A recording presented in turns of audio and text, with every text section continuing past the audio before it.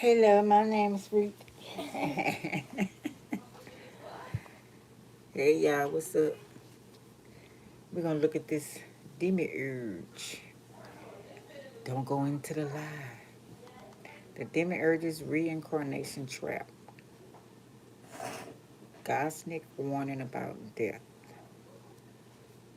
Okay.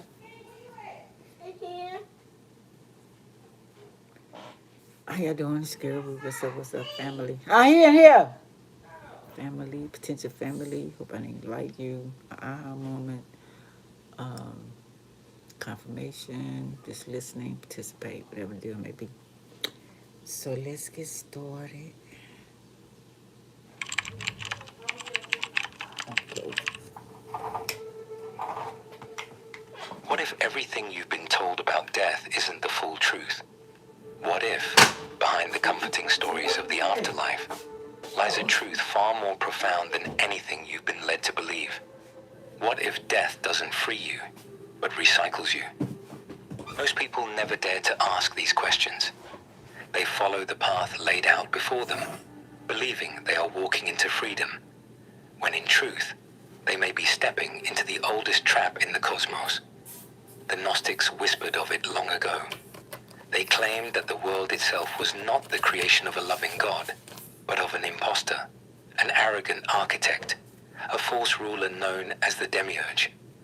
And according to them, this same being has built an endless wheel of birth and death, a reincarnation cycle that entraps souls back into this matrix reality. But here's the more important question. If the afterlife is a trap, then what happens to you when you die? And more importantly, how do you escape it? This is not the kind of knowledge you'll find in a Sunday sermon or a brightly packaged self-help book. It's not the love and light story of the New Age movement. This is the knowledge that was suppressed, buried, and branded as heresy, because if too many souls remembered it, the prison itself would begin to crumble. In this video, we'll explore how the Gnostics understood death, not as a doorway to freedom, but as the moment when the soul could be captured and recycled. You'll see why they believed reincarnation isn't the path of spiritual progress we've been told, but the very mechanism of the trap, and the hidden signs that reveal when you're being lured back into it. Most people will never hear this.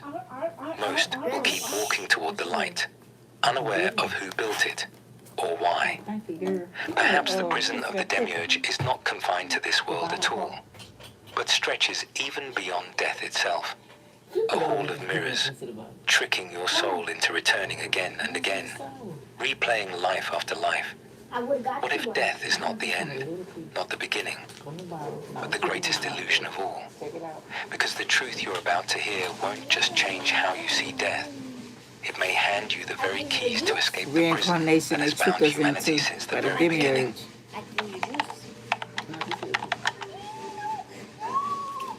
Long before our modern religions took shape, the ancient world was alive with whispers of hidden realms, rival gods, and secret knowledge. And among them, the Gnostics offered a warning unlike any other.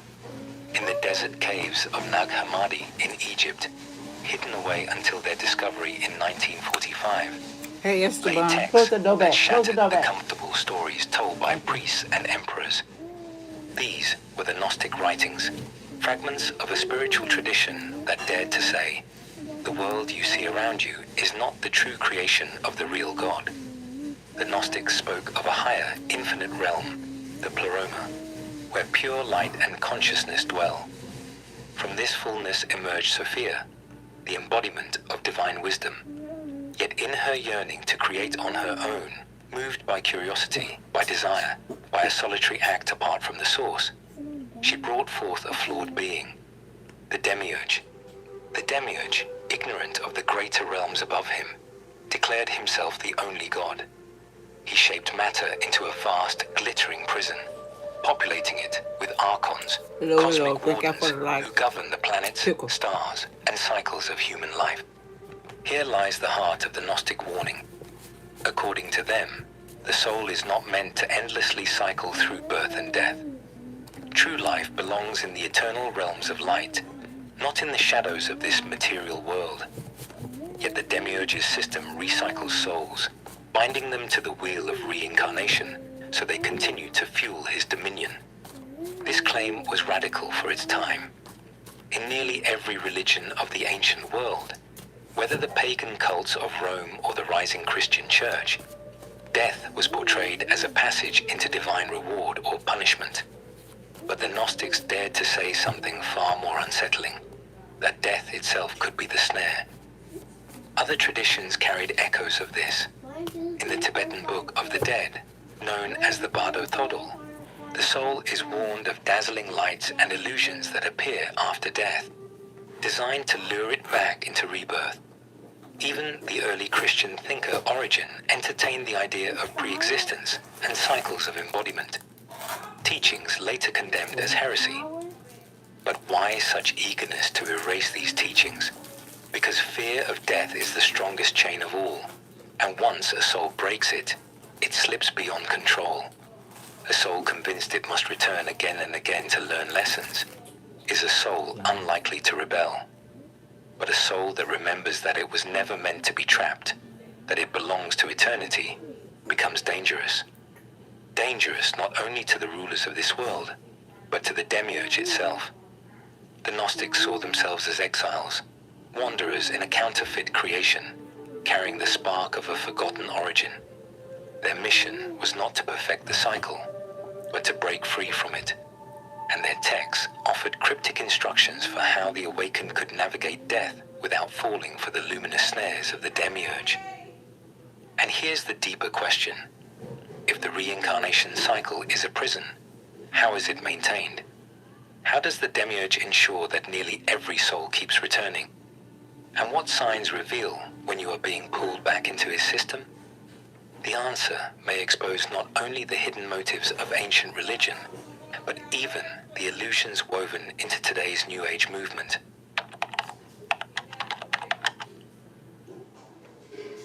When your final breath leaves your body, when the world of form dissolves, and suddenly you are free of weight, free of pain, floating in a vast and luminous expanse, what happens next?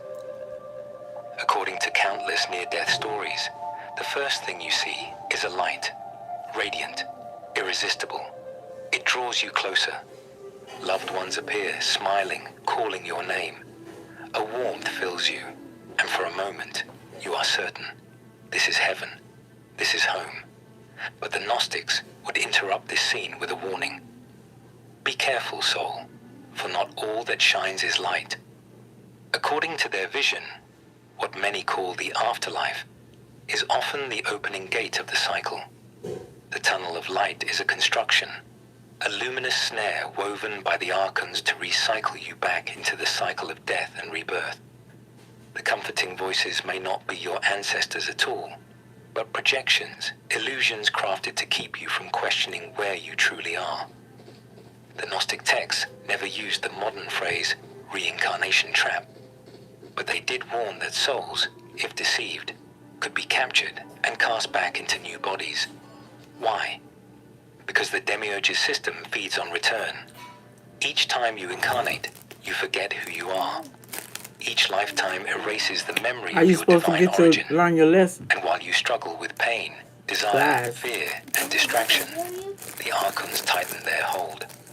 In today's language, that is exactly what many would call a reincarnation wheel.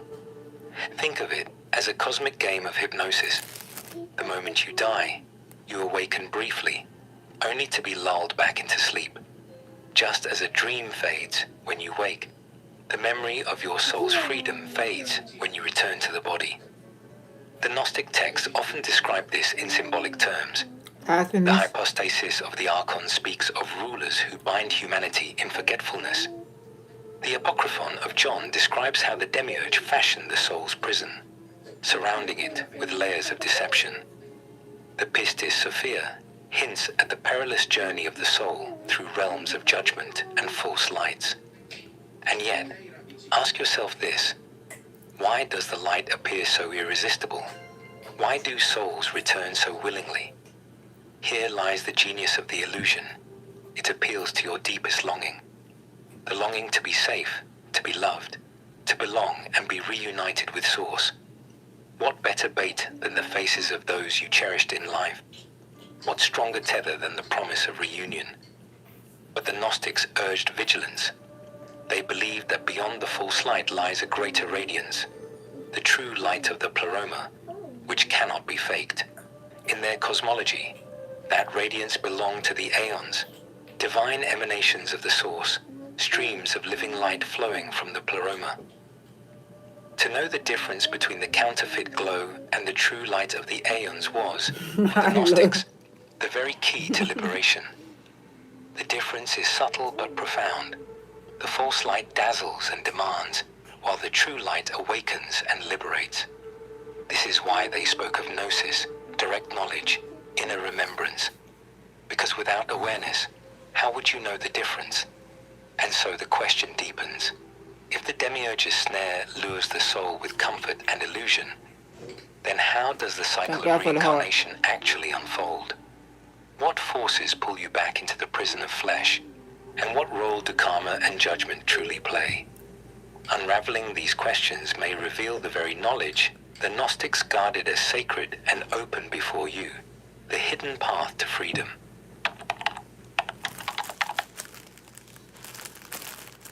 If the first part of the illusion is seduction, the dazzling light, the false reunion, then the second part is entanglement.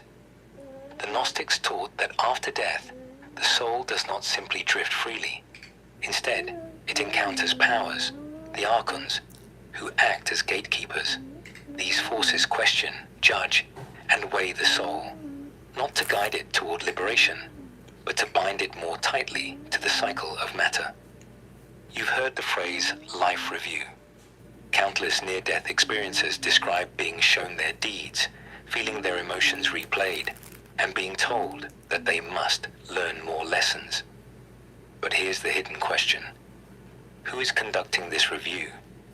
The Gnostics would say this judgment does not come from the true source, but from the counterfeit rulers of this world. Judgment, even when it feels like it comes from the soul itself, is still part of the illusion.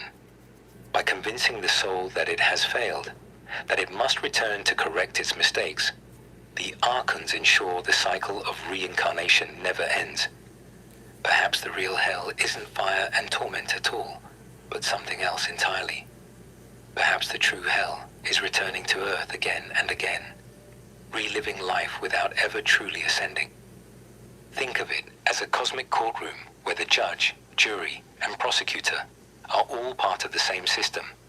You are convinced of your guilt, sentenced to return, and told it is for your growth, when in truth, it is for their dominion. And what about karma? In the Gnostic perspective, karma is not divine justice, but programming, a set of cords and weights that pull the soul back into density. Each action creates echoes, yes, but the system is designed to entangle you in those echoes, to keep you orbiting the same loops. It appears as a school, but in truth, it is a cage. Here lies the radical departure from other traditions. Hinduism and Buddhism teach that reincarnation is a path of learning, ultimately leading to liberation. But the Gnostics flip the script. Reincarnation itself is the problem. Liberation comes not by playing the game well, but by refusing to play it altogether. This is why they spoke of remembering secret words, hidden names, and divine seals, mystical passwords that allowed the awakened soul to bypass the archons. The first apocalypse of James describes how the soul, upon meeting these rulers, must not cower, but declare its origin in the realms of light. Only then can it ascend beyond their grasp. So here's the paradox. The cycle is maintained through ignorance, but the key is remembrance. The more you identify with the roles you've played, this body, this personality, this history, the easier it is to be recycled. But when you recall that your essence comes from beyond the stars, beyond the demiurge's domain, the illusion begins to falter and dissolve altogether. How many times have you felt déjà vu, as if you've lived this life before? How many times have you sensed that the world itself is scripted, looping, staged? Perhaps those are not just quirks of memory, Thank you, girl. or what people All right, call thank you. glitches in the matrix, but ripples of the cycle, echoes of the trap itself. The question then is not only what the trap is, but how to escape it. How does an awakened soul navigate death without being drawn back into the wheel? Turn it down, Booker. The Gnostics believed the answer to this may be their most important teaching of all.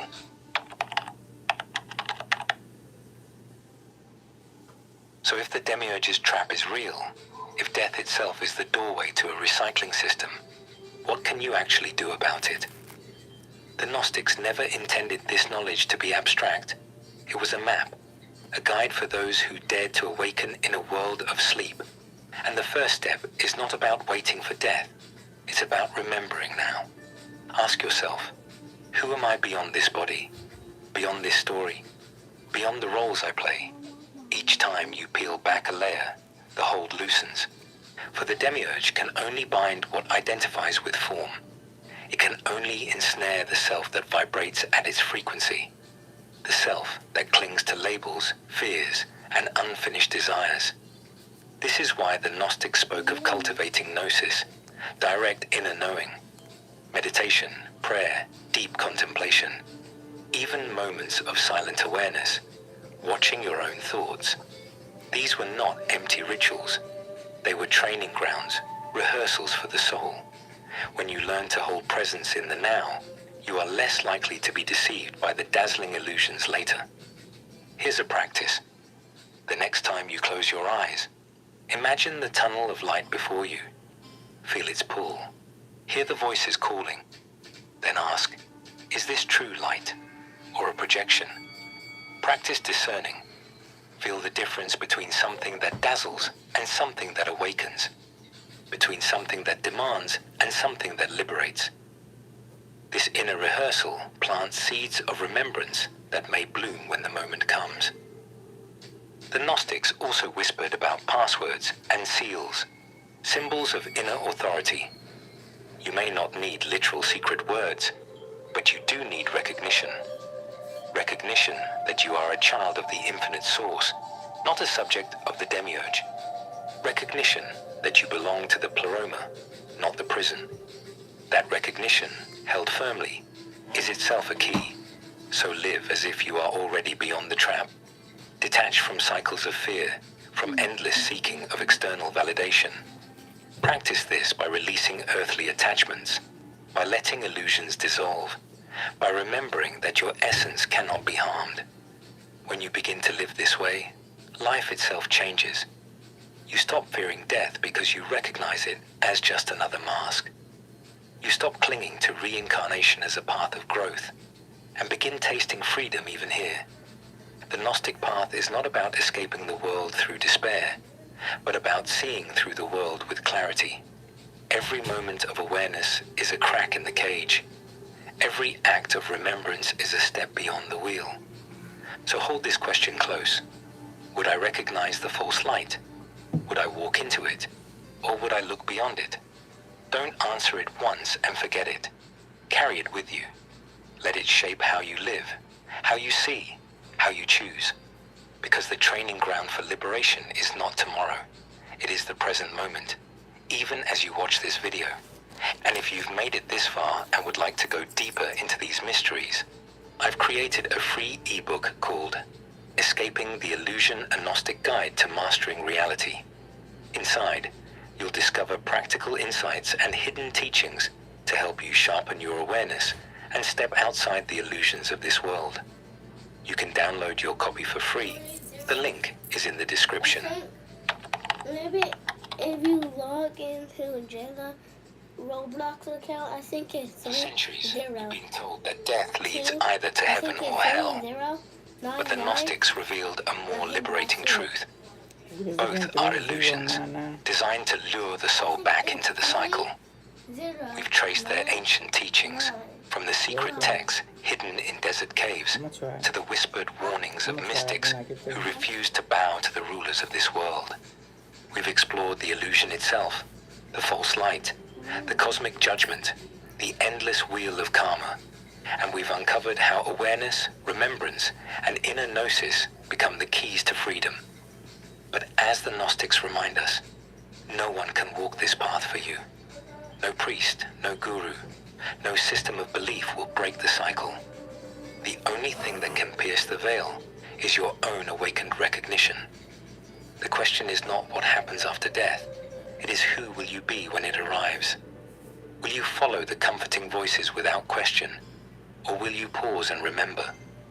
Will you step into the light of the illusion? Or turn toward the higher radiance beyond it? Perhaps the way you live, the choices you make, and the awareness you cultivate each day all play a crucial part in whether your soul will be deceived by the false light. Because the soul that remembers cannot be trapped. The soul that awakens cannot be deceived. And perhaps that's the greatest secret of all. The prison has never been stronger than your own attention. The moment you turn it inward, the walls begin to crumble. So as you leave this video, carry this thought with you. Death is not the end, not the beginning. It is the test. And the key has always been within you. To remember, it is to awaken. To forget is to return again, until the soul recalls its truth. If this message resonated with you, share your reflections in the comments. What do you believe awaits beyond the veil? And if you found this exploration valuable, remember to like this video. And don't forget to subscribe to the Gnostic Eye for more deep dives into hidden wisdom. Hey, y'all. No, I'm always thinking something. But I was wondering, I'm trying to research this. And then another question I was asking, how y'all doing? Thank y'all for the likes. Appreciate y'all coming. Is, like I told my daughter before she passed, and I tell other people, to, which I was told, to not to go in the light.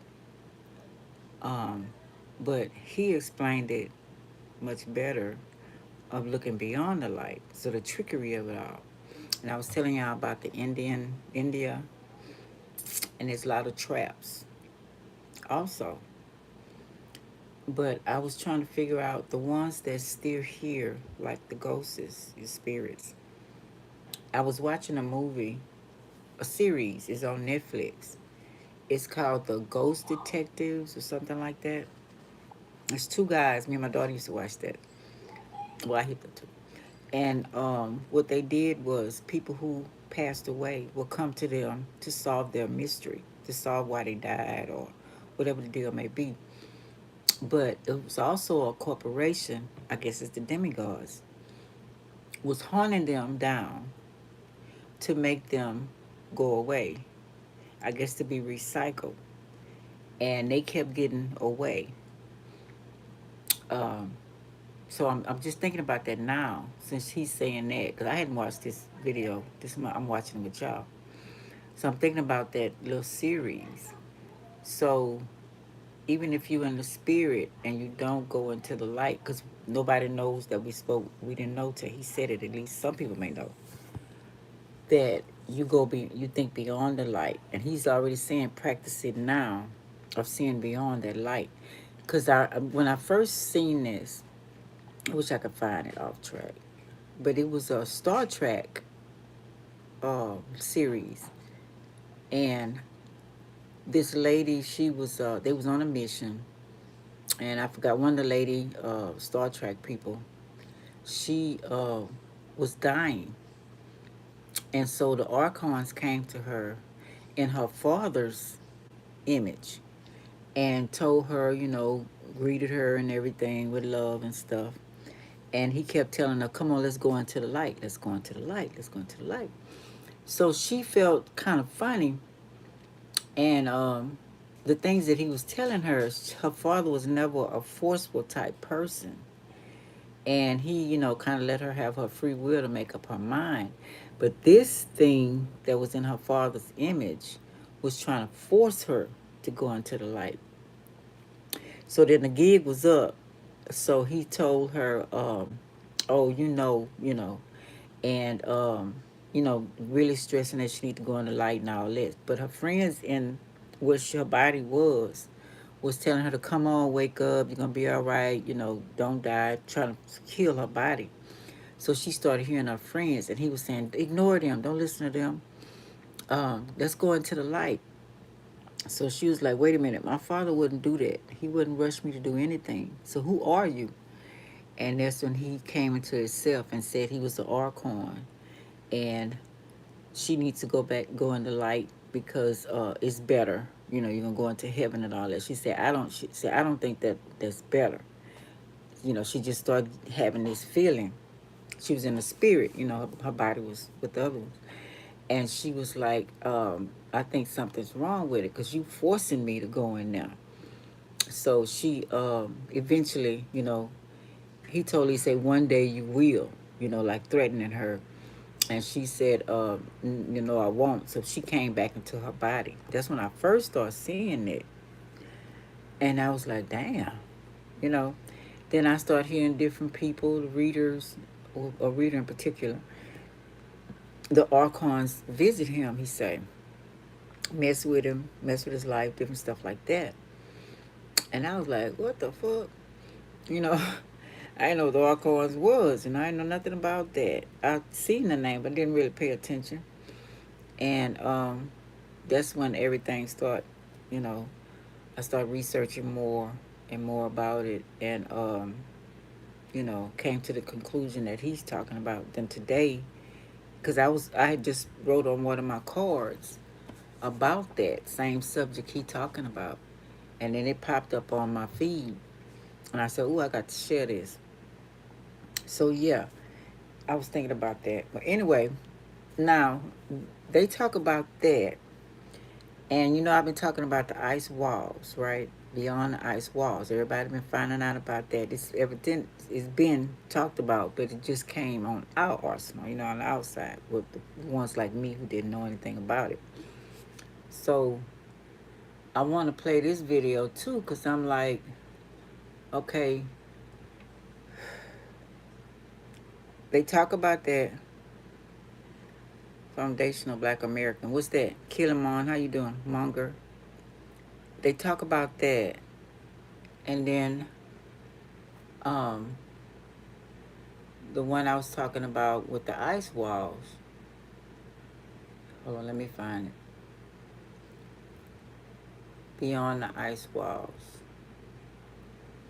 and they're talking about where they actually got us all from, and there's other realms, other worlds that we're from.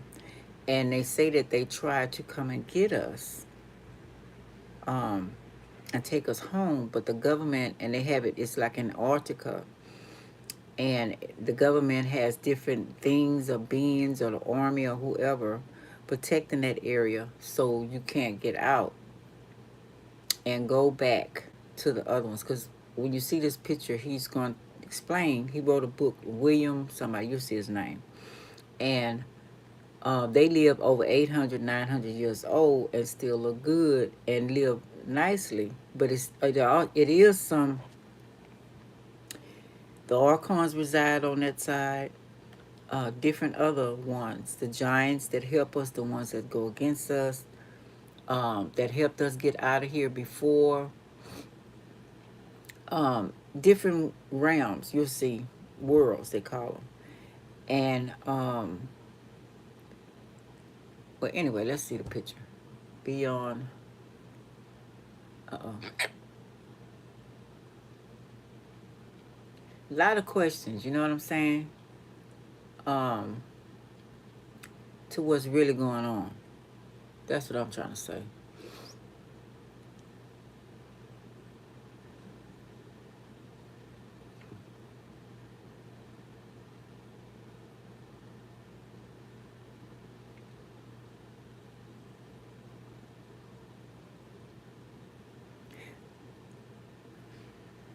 Well, let me find it first. How did I word it?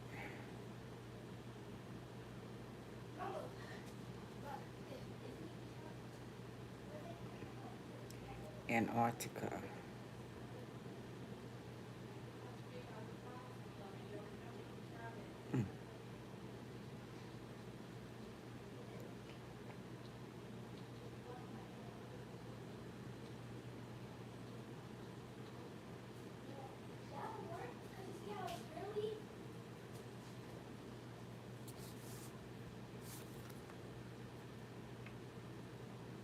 just trying to find truth.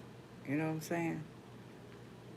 Um, because somewhere there's some lies, and we know that now.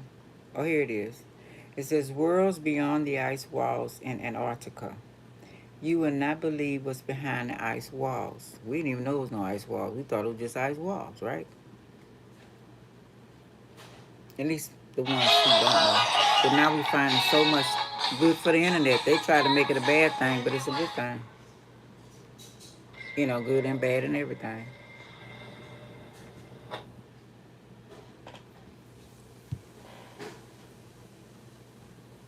In the late 1700s, a former Navy navigator named William Morris set out on a daring voyage crossing the Antarctic ice walls, uncharted territory that no sailor had ever returned from. What he found there wasn't just a new world. It was the key to understanding humanity's forgotten past. William encountered advanced civilizations, uncovered ancient secrets, and learned of powers that have shaped our reality without us ever knowing. But to understand his incredible story, we must start from the beginning. As a Continental Navy man during the Revolutionary War, William had left behind his wife Lucy and the life they dreamed of building together.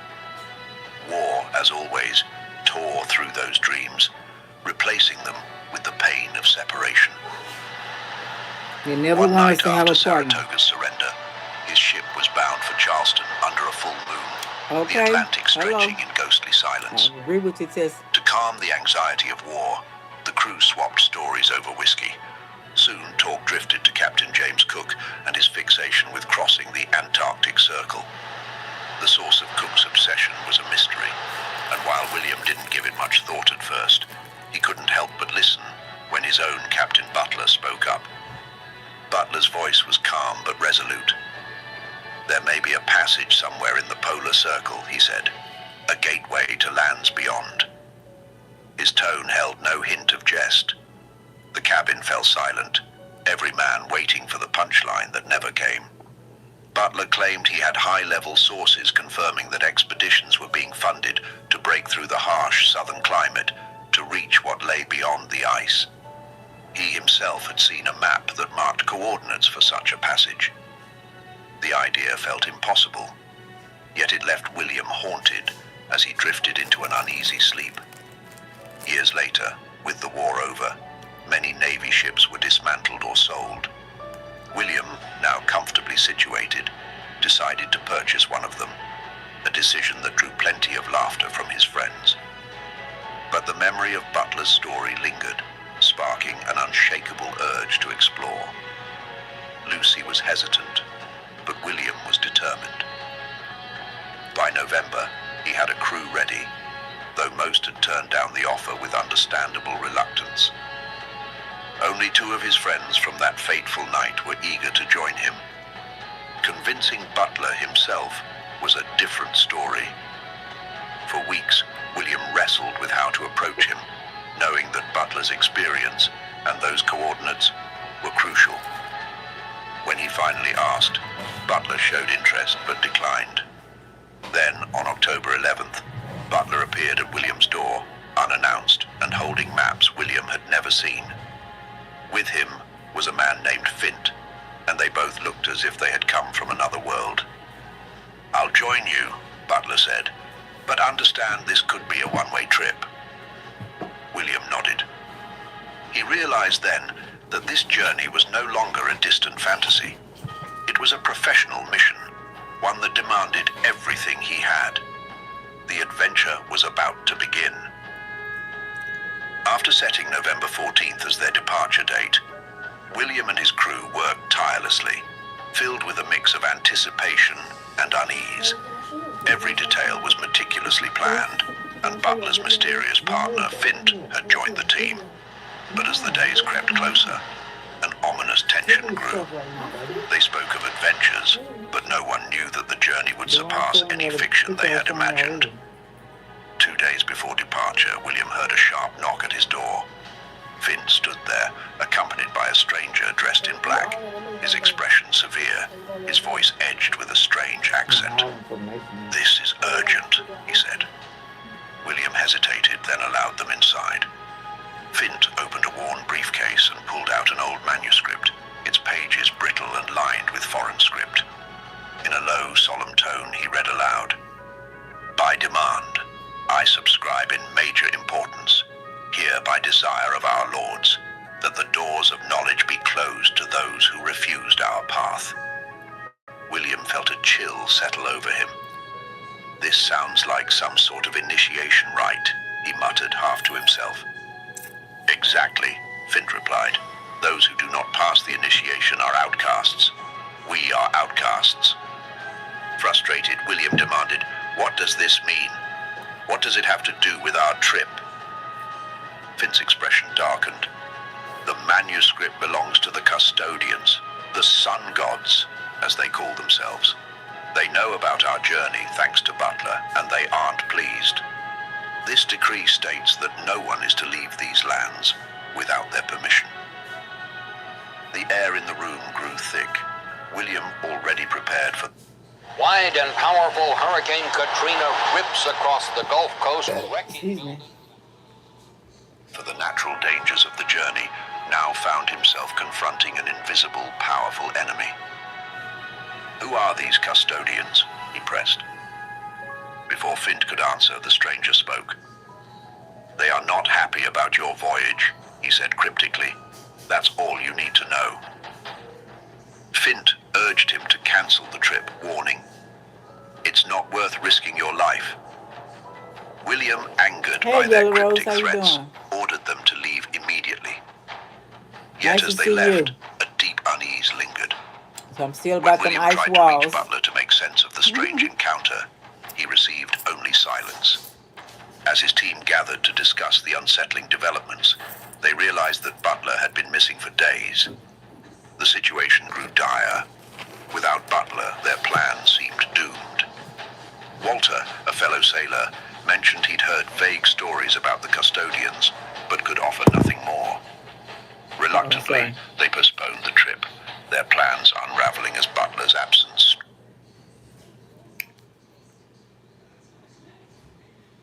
Trying to get comfortable and messed up.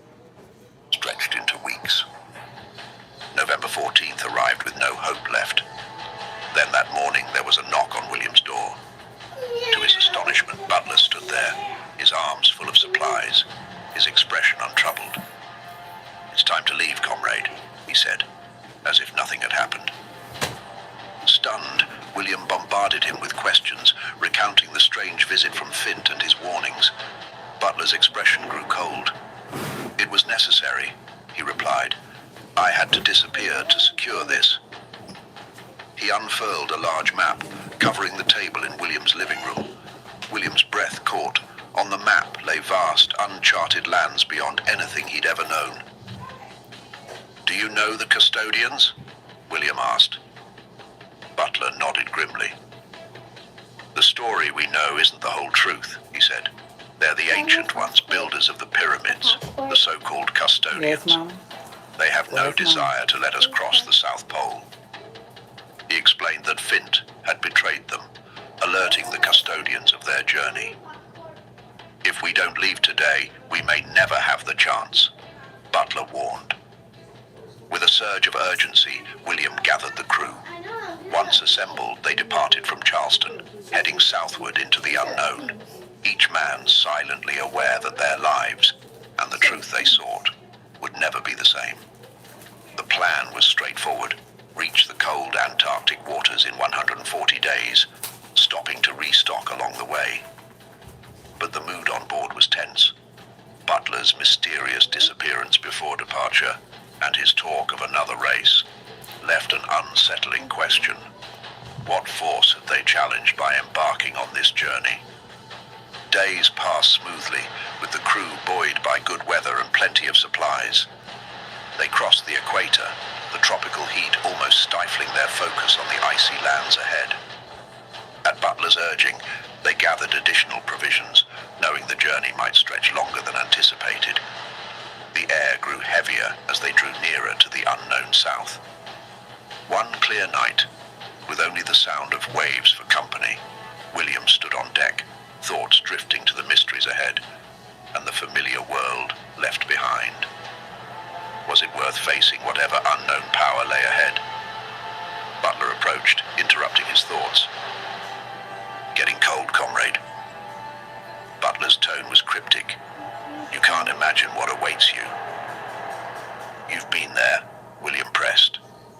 I have, Butler replied simply, his gaze fixed on the southern horizon. I saw the passage myself. William's questions rose, but Butler held up a hand. In time, you'll see it too, he said, and you won't believe what's beyond it. Days turned into weeks, and as they reached the southern seas, the difference was stark. The water darkened, waves towering higher, shadows cast by icebergs looming like silent guardians. A storm lashed at them relentlessly, but Butler's calm held them steady, giving the crew a thin thread of confidence as the howling winds beat against their resolve. They sailed alongside a towering wall of ice, rising nearly 90 meters, its jagged edges casting an eerie, flickering glow of red and yellow from the sun's low rays, as if an unseen fire burned behind it. The crew named their ship The Secret, feeling that only such a name suited the silent, beautiful desolation that surrounded them. As they approached the icy mountain, strange warmth radiated from its melting slopes, causing the snow to cascade into the sea. The contrast of warmth against the bitter cold felt wrong, almost unnatural. Butler ordered them to stay close to the wall, intrigued by the heat radiating from such a cold, lifeless place. Then, without warning, Butler called William to the deck. "Look there," he said, his voice thick with something between awe and urgency. Ahead, a passage had opened in the ice, a narrow, mysterious path cutting between towering walls. About beyond the ice The crew's walls, excitement was out of this electric as prison, Butler supposed to steered be them other toward it, worlds, his movements by precise, a man named like a man William. He who wrote a knew book, exactly what he was doing. William They entered the Mars. passage, an invisible It's current supposed to be seizing true. the ship and pulling it forward with a force that took their breath away. Fear held each man still as they brushed the icy walls, narrowly avoiding disaster. Minutes stretched into an eternity until suddenly calm fell. The storm had ceased. Though the cold still bit, it was now gentle, MOORS. bearable. The passage widened, giving way to an open, untouched sea. Butler's voice broke the silence. "We RIS. made it," Sorry. he cried, his tone triumphant. The crew erupted in amazement, gazing out over With waters an they S. had never dreamed existed. MOORIS. As the ice walls faded into the distance and the waters lightened, Butler gathered the men. His face was serious. "What I'm about to share with you now isn't just about us," he began. "It's about humanity, its past and its true story, one that very few know." As the crew stood silent, waiting for Butler to speak, a colossal craft appeared on the horizon, heading straight for them. One of the men climbed up for a better view, Is this the then ark? scrambled down That's in what I was alarm. thinking about with "They're coming toward us," he Noah. gasped. "It's gigantic." Butler, usually calm, looked uncharacteristically tense.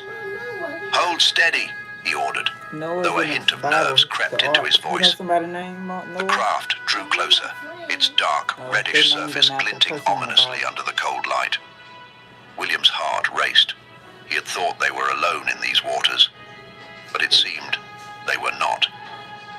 Suddenly, a deafening horn echoed across the sea, followed by a voice in perfect English. "Visitors from the walled lands, remain calm. Our men are coming aboard. We mean you no harm." William's mind raced. Who were these people? He braced himself as three figures in white suits, marked by blue emblems, boarded the ship. One of them, a tall man, shook Butler's hand, his expression respectful yet cautious. You've been injured in a car accident? Insurance company offer you $8 grand for a rear-end crash? That ain't an offer, partner. That's a... "What brings you across the wall?" the man asked, studying them. Butler replied smoothly, explaining how a current had brought them to this side of the Antarctic Circle. William watched the exchange with growing unease. He sensed a familiarity between Butler and their visitors, though he couldn't understand it. The man exchanged glances with his companions.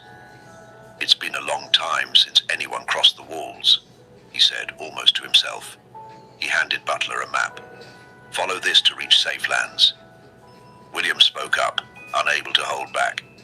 "Safe lands? Are there unsafe ones?" The man behind him gave a grim smile. "The lands you came from are less secure." He looked at Butler. "Stay on course, and you'll reach the Republic." The men left as quickly as they'd arrived, leaving a silence heavy with unspoken threats. Butler rallied the stunned crew.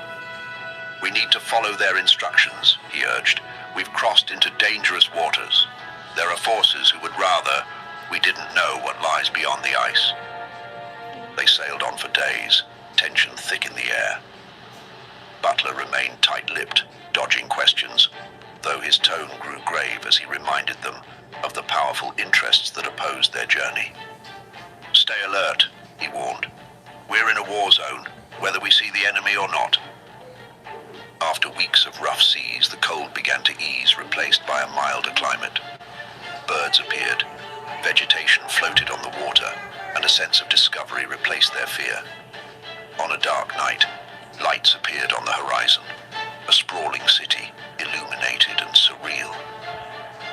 Docking at the port, they were greeted by uniformed officials who introduced the city as part of the ancestral republic. Butler spoke on behalf of the crew, but William's mind was spinning with questions. Before he could ask, one of the agents announced that the Republic's president wished to meet him immediately. William followed the agent through a brightly lit city, amazed at the technology and the silence. No horses, no carriages, only quiet, light-filled streets. They reached a large stone building marked Presidential Office, where a man introduced himself as President Fail. "Mr. Morris," Fail began, "I wish you'd arrived under better circumstances." He sighed. "Your journey through the wall has complicated things. I'll be brief. We're in the midst of an ancient war, and your people are part of what we call the old humanity." William's confusion grew. "Old humanity?" he asked. Fail nodded gravely. "There have been many resets. When those in power feel threatened, they aboot humanity, wiping out most of the population and leaving only the youngest to repopulate. Your crossing risks drawing their attention, exposing our lands and everything we've worked to protect." Stunned and reeling, William could barely comprehend what he'd heard. As he was escorted back to the ship, his mind spun with the weight of this revelation. Back on deck, he shared the president's words with the crew. They were just beginning to process it all when a sudden explosion shattered the night. The ground shook, and the city's alarms wailed as flames and chaos erupted around them. What happened was that the enemy had reached the ancestral republic. The chaos around William was overwhelming. In stunned silence, he took in the sight of the city under siege. People trapped under rubble, desperate cries mingling with the distant sounds of crossfire. Small silver spheres with red lights hovered above, observing the devastation, their purpose and allegiance unknown. "We have to get to the presidential office," shouted a nearby voice over the din. William, barely able to process the destruction, forced himself to move, helping others along the way. A deep red sky loomed overhead, dark as if in eclipse, adding an eerie glow to the ruined cityscape. He looked up, struck by the strangeness of this sky. Who controls these spheres? He wondered.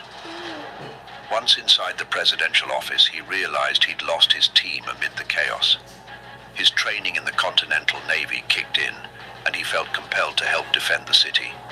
Wounded civilians crowded every corner, and the sight of their suffering fueled his resolve.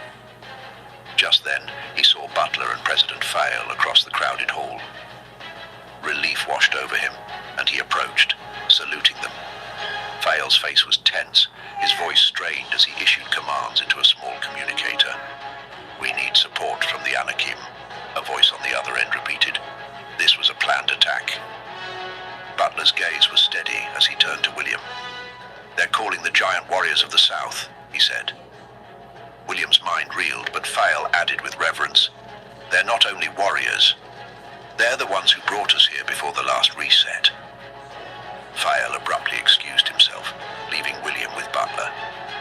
"Follow me," Butler ordered, guiding him through the crowded corridors. "We need to rest and gather the team for our next destination."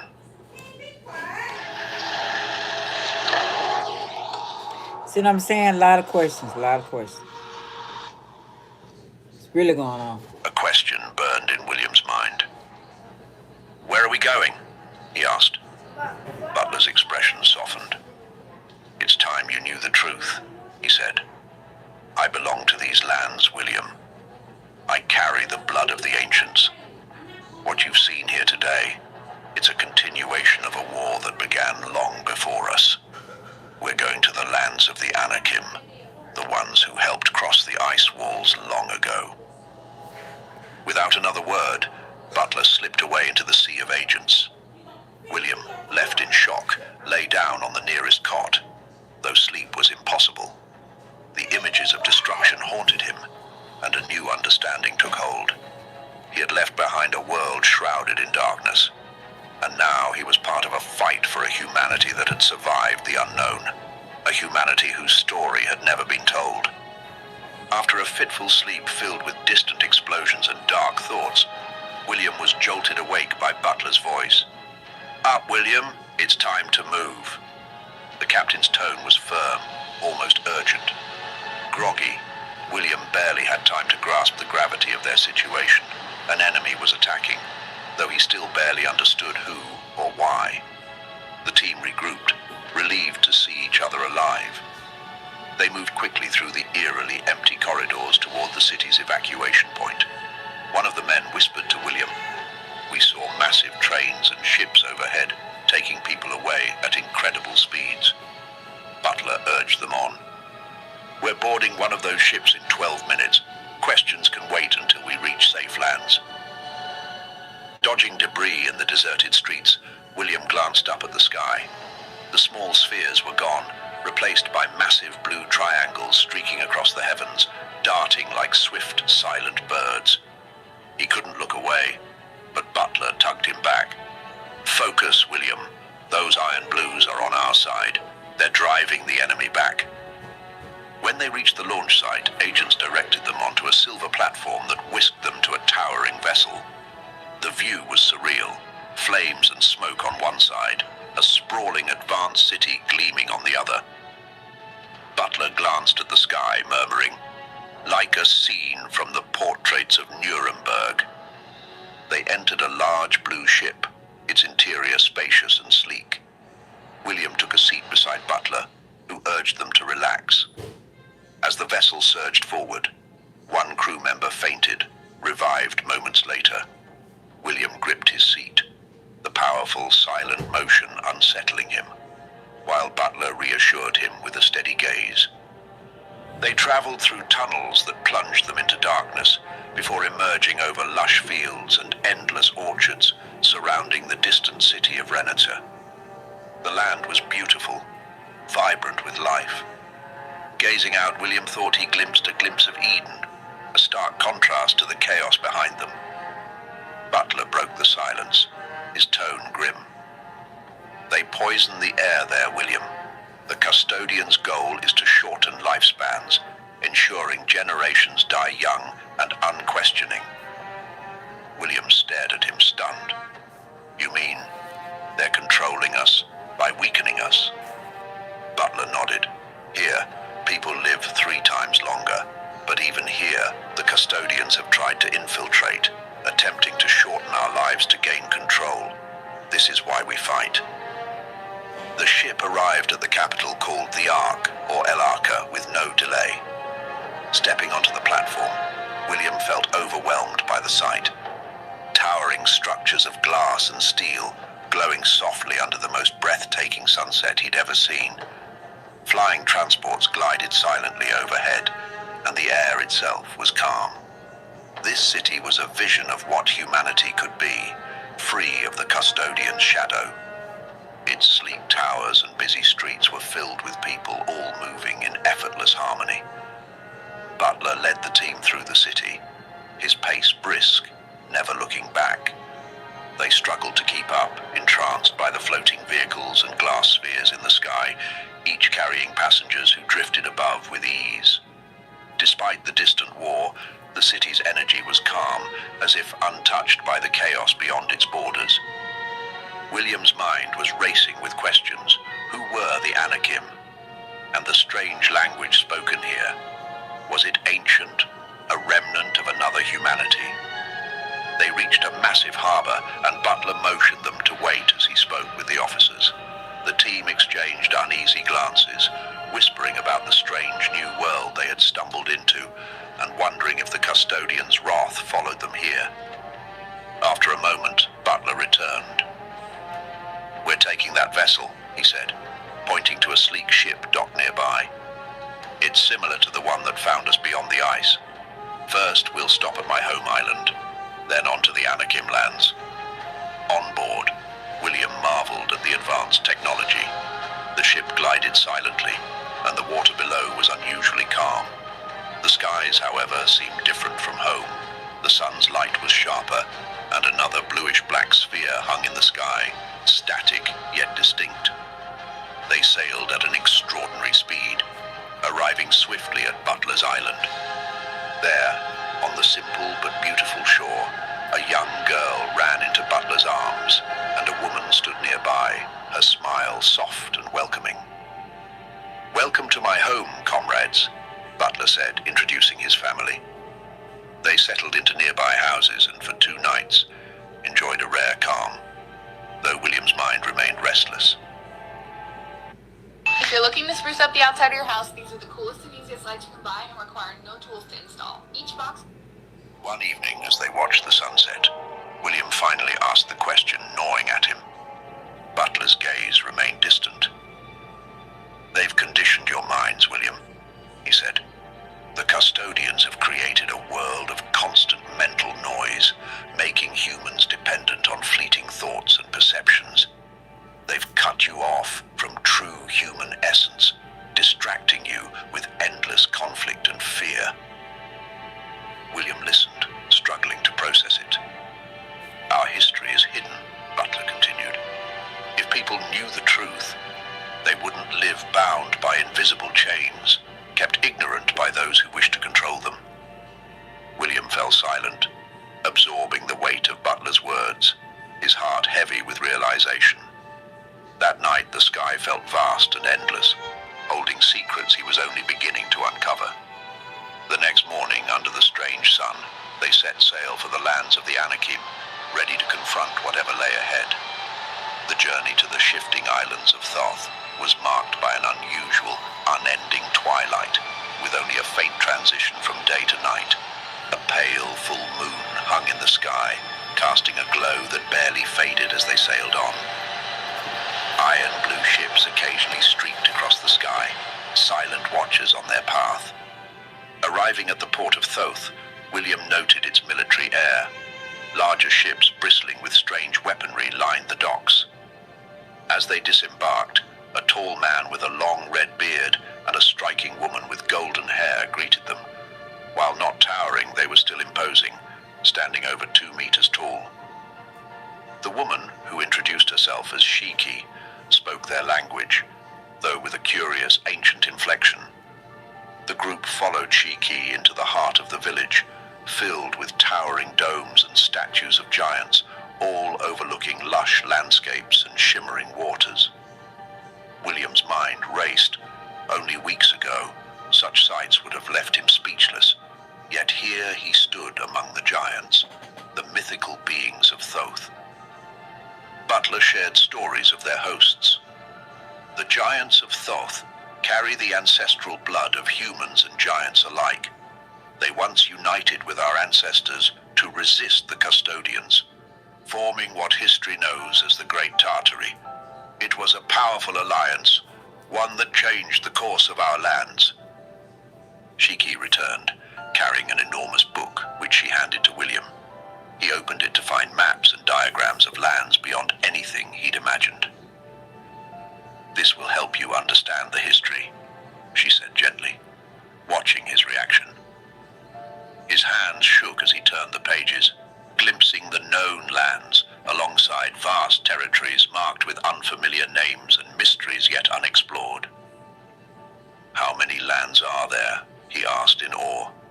"At least 178 worlds," she replied, "and countless others remain undiscovered." Butler added, "This doesn't include the islands and lands beyond." They stopped at a page marked Anunnaki lands. Shiki's expression turned serious. "The Anunnaki have always been hostile to humans and are bound by an ancient treaty with the custodians," she explained. William's heart pounded as he absorbed this knowledge. Each revelation deepened his sense that he was on the edge of understanding the truth of human origins, of a world far greater than he could ever have imagined. The giants' history lay buried and forgotten, as hidden as the bones of their ancestors. Their legacy, suppressed by the custodians, was one of resistance, a memory erased to prevent humans from discovering that they could challenge their unseen rulers. William pondered this lost greatness as he drifted into a restless sleep under a strange sky, his mind overwhelmed by the revelations of the past days. Morning brought clear skies and Shiki, who led the group to a quiet corner, eager to share more of the giant's history. She opened a massive book, pointing to an illustration. "The custodians and Anunnaki are colonizers, William. They operate by infiltrating worlds, circles as they call them, then exploiting them." Her voice dropped as she continued. "They've mapped the known worlds and formed the old treaty to divide these lands and ensure control." William's curiosity burned. "You mentioned domes. What exactly are they?" "Each world lies within its own dome," Shiki explained. "These are invisible barriers separating each system, much like a cell's membrane. The circles are interconnected by portals, though they're difficult to find. But the custodians have fixated on one land they've never breached.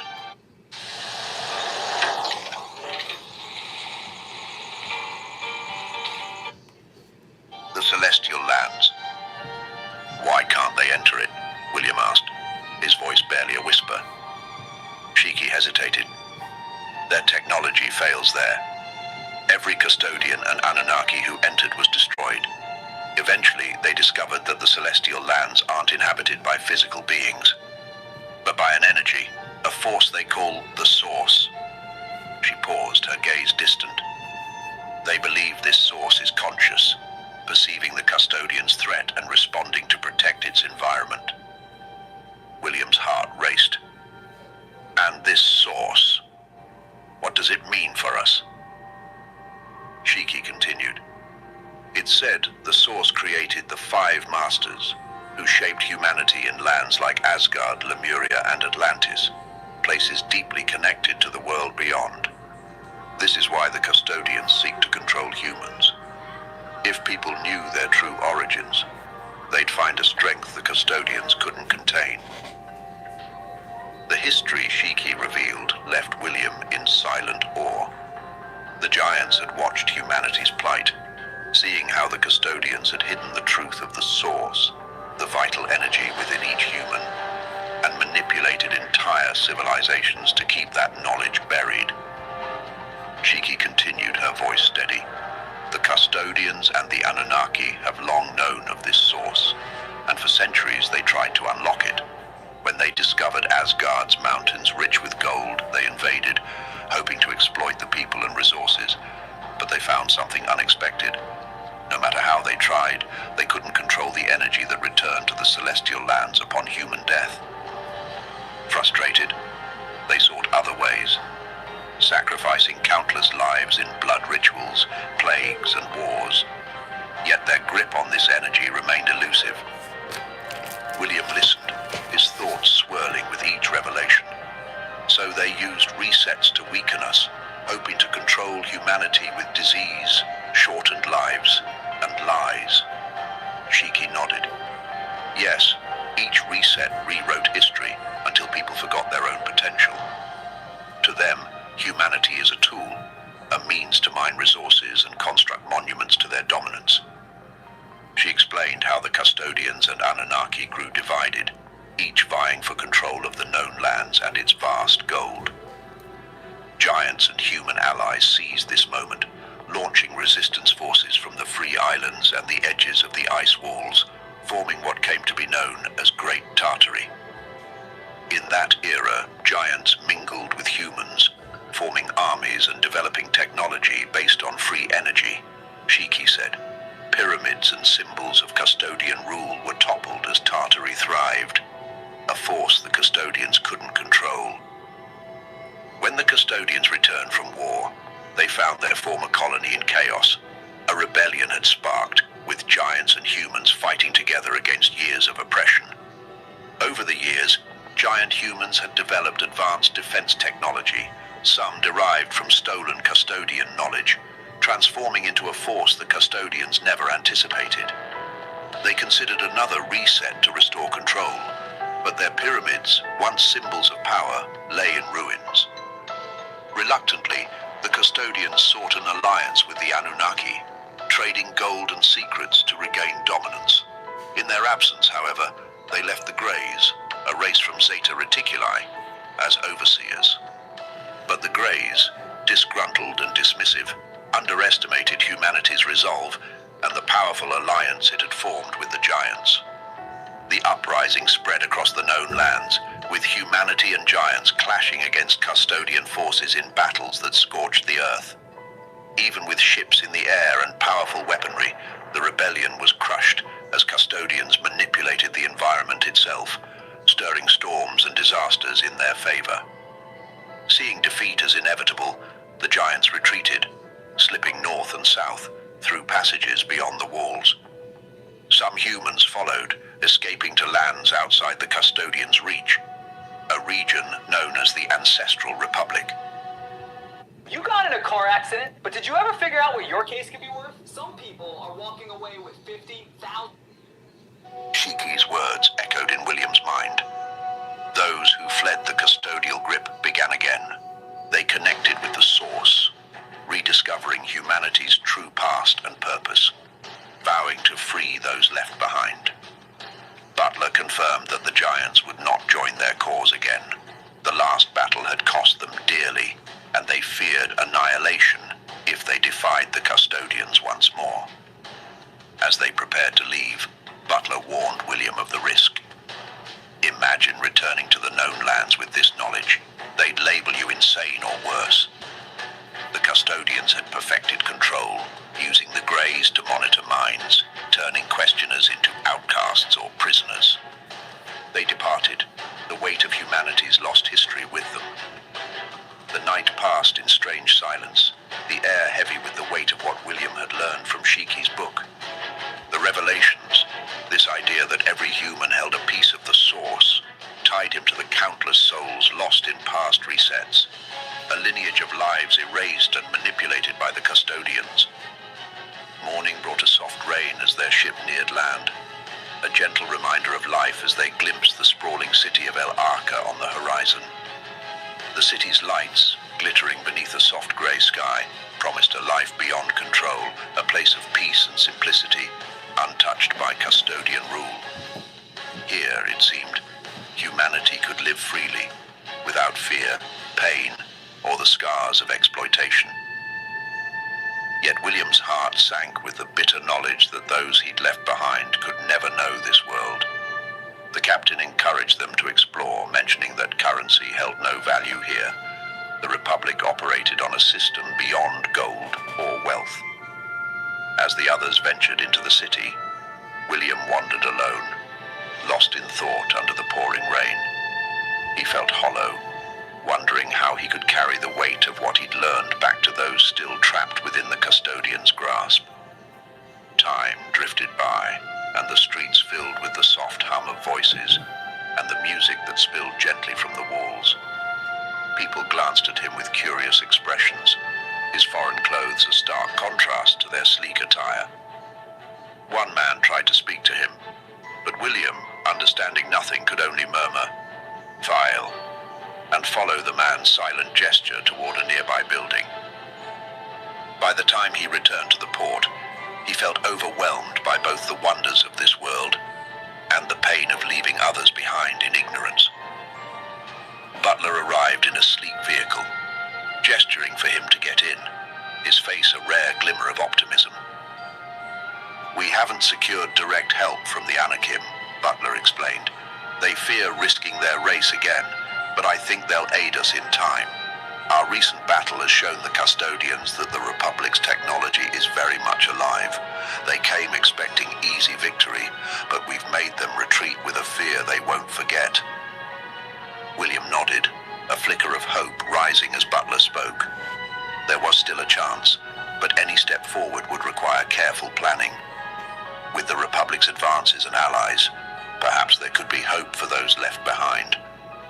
Butler's voice was steady as he addressed the group on the boat, his words carrying the weight of what they had learned.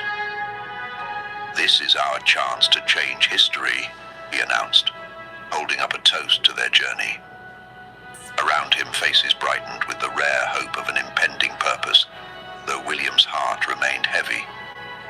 He couldn't shake the questions that haunted him. Could they ever truly break free from the custodians' control?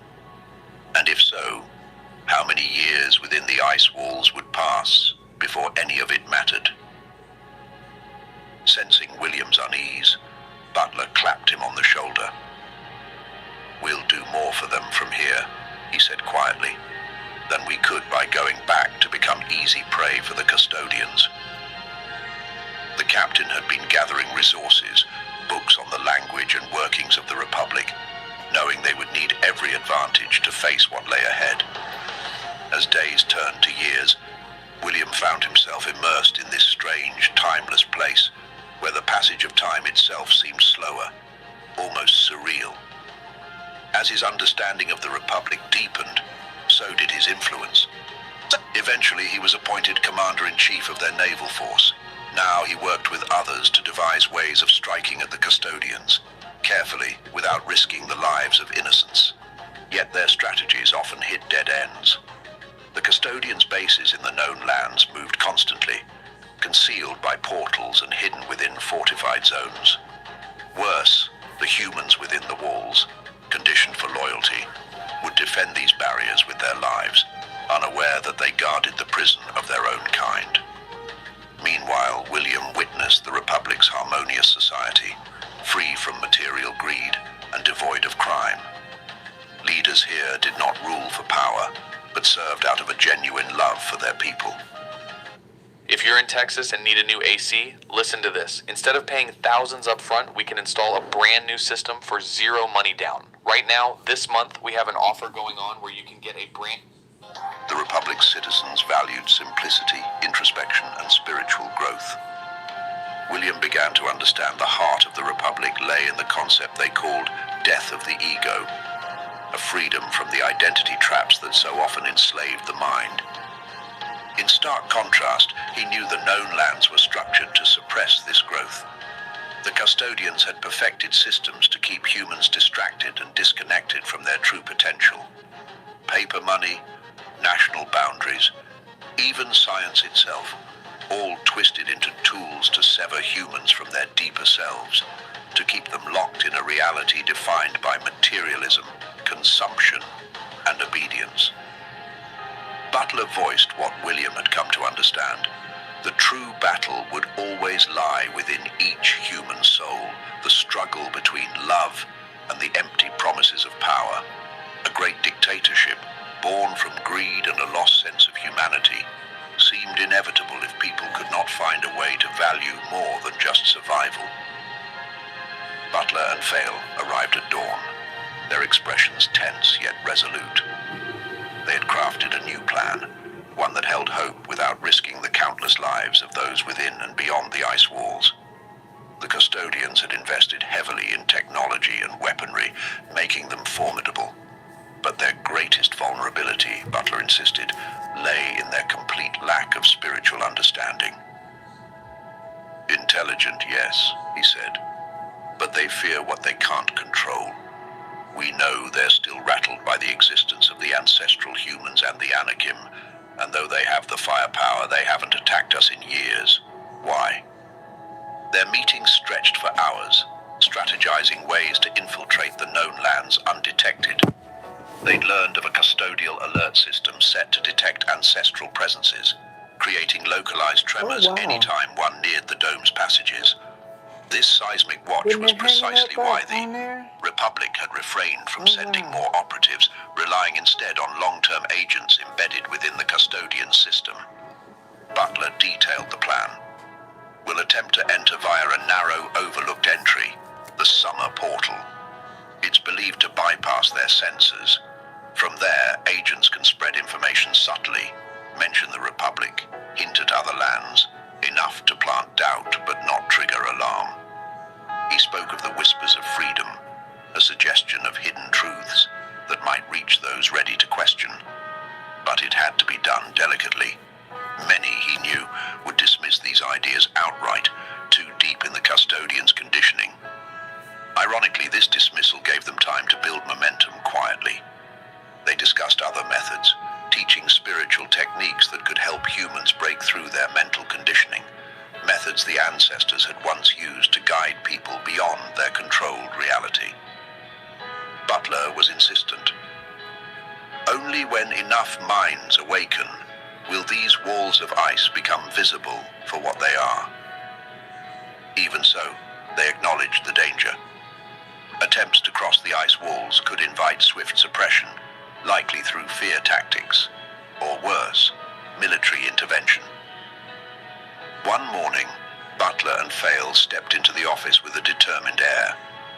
They devised a new plan to reach the humans still trapped under the custodian's control. Direct confrontation was out of the question. It risked everything. The people within the walls, the ancestral humans of the Republic, and even nearby lands. Subtlety was their only chance. Oh, okay, yeah, I know, right? The custodians rely on weapons and tactics. Butler began, his voice sharp but steady. But they have weaknesses, like any other race. They've never understood the depths of spiritual strength. As they laid out the plan, it became clear just how meticulous it needed to be.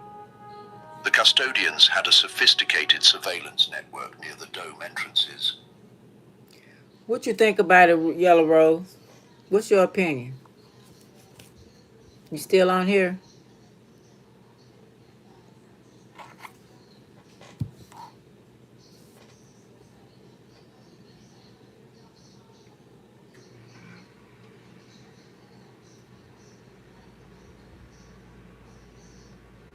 Are you typing or you left?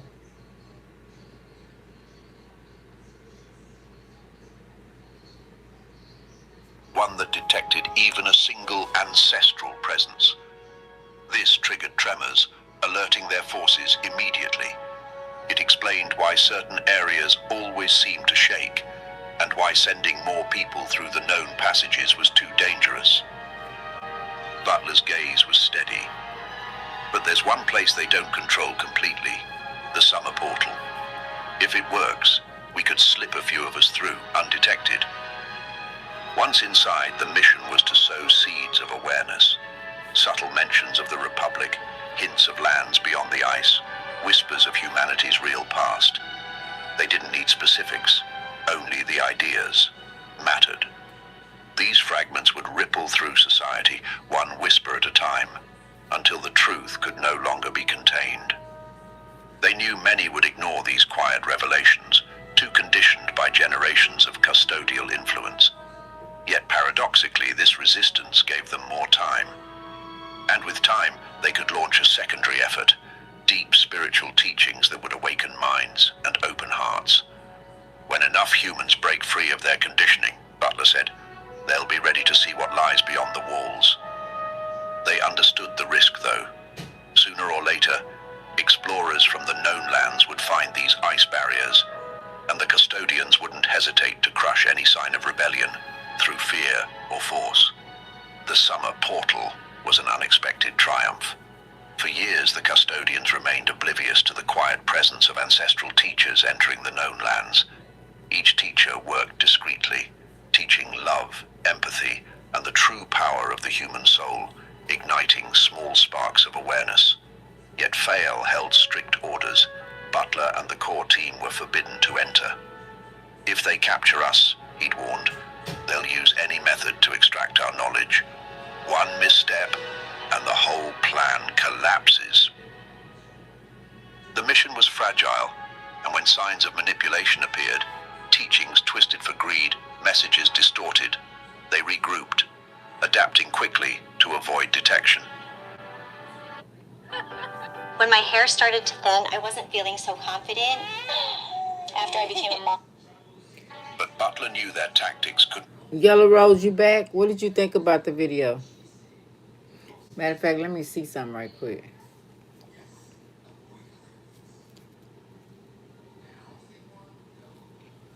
Who was William Morris? British poet, artist, designer, and socialist who was a leading figure in the arts and crafts movement. He created intricate designs for wallpapers, textures, blah, blah, blah. Decorating firm. Besides influential work, Morris also wrote novels and poems, translated Icelandic sages, founded the Society for Protection of Ancient Buildings, and was fervent socialist activist. Arts and crafts movement. Morris was instrumental in establishing the movement, which championed handcraft work. Okay. After figuring color, floor plans. Okay, whatever. You know they ain't gonna tell us the truth anyway. um, but they did say, excuse me, translated Icelandic sages. Icelandic. If this him. Sagas. See what that means. Author and poet. Earthly Paradise. The Utopia novel news from nowhere. Earthly Paradise. And Utopia novel. Socialist activist. He was committed socialist activist for social justice and a better quality of life for workers. Protection of ancient buildings, historical structures. Okay.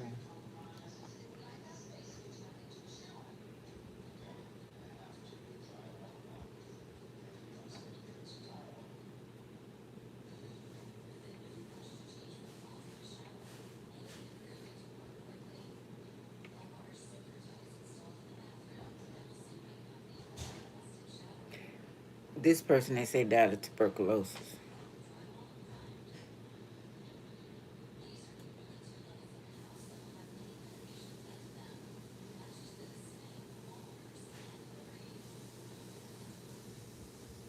Of course, they're not going to tell the truth, though. We know that. It's supposed to be a picture of him.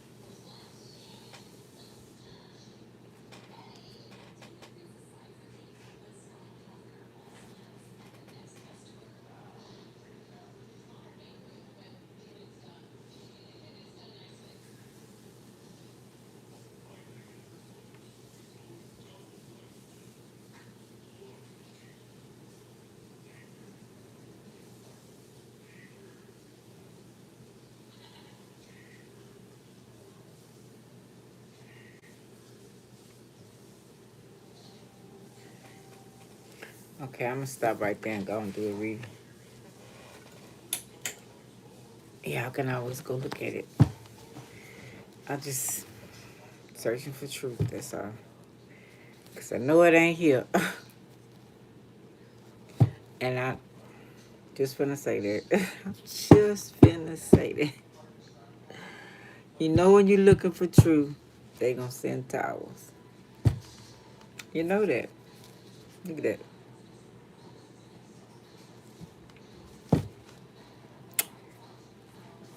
Now the half truth is mean we haven't found the whole truth yet, right? So we looking because we know this whatever they doing here is for bullshit. You know what I'm saying? Oh, just ooh.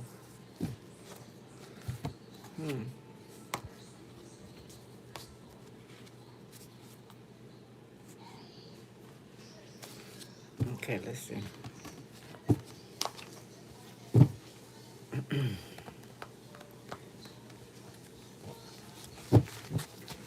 What's up, Scorpio Pisces?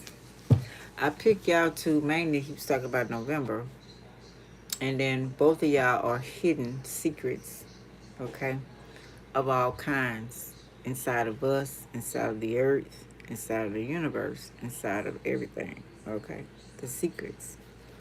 Pluto and Neptune, the mysterious planets, okay? So they tell us, right?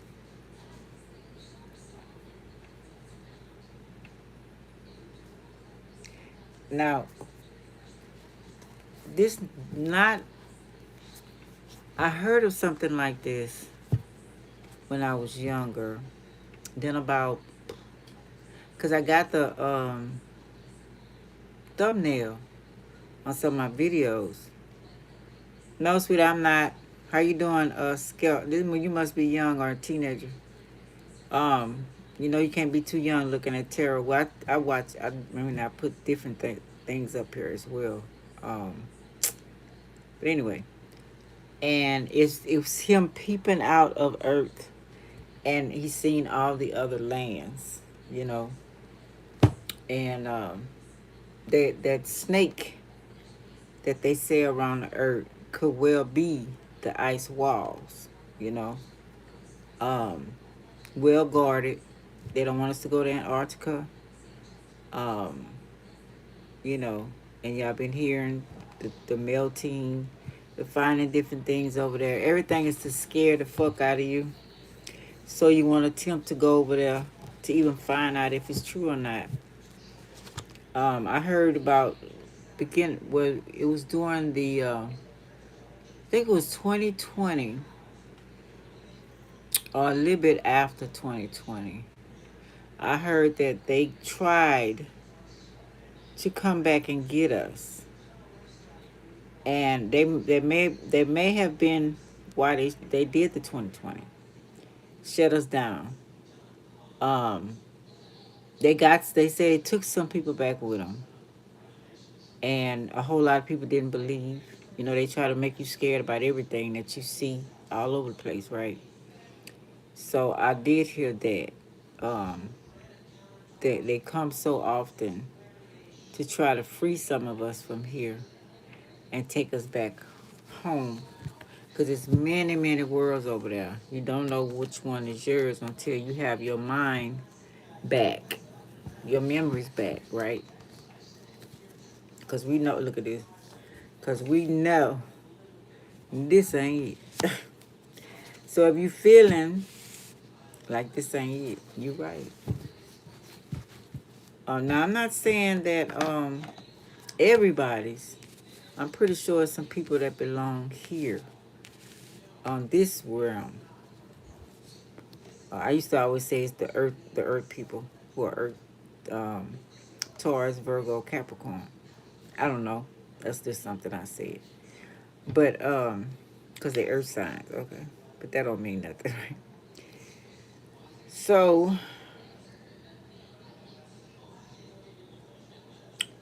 yeah, the puzzle, the piece to the puzzle, the space shuttle, um, ancient ones. He was talking about. What I do is I give thanks to everybody, you know, ancient wise that did help and helping. Kind of like Bobby Hemmett does too. Um, Ashe recognizing them. Because we know nobody dies, right? We just concerned about where we're going. So that's the deal on that. Magician. As above, so below. Now I'm wondering about this card. Because pass the baton, they definitely ain't gonna pass the baton. Unless they're forced to. And they've been here so many. We've been here too. So long until you'd have to have your shit together and a group to really come against them, because that picketing and all of that ain't gonna cut it. You know, they've gained very much power here, and like I say, coming against them caused a lot of issues. They took my daughter out the day that I was showing the video of the Archons that night. Um, I know it was them. They orchestrated this whole thing because of what my ancestors is telling me to help other people. And I hope my people have her. My dad did tell me that they had her. You know, that she was good. Camjor,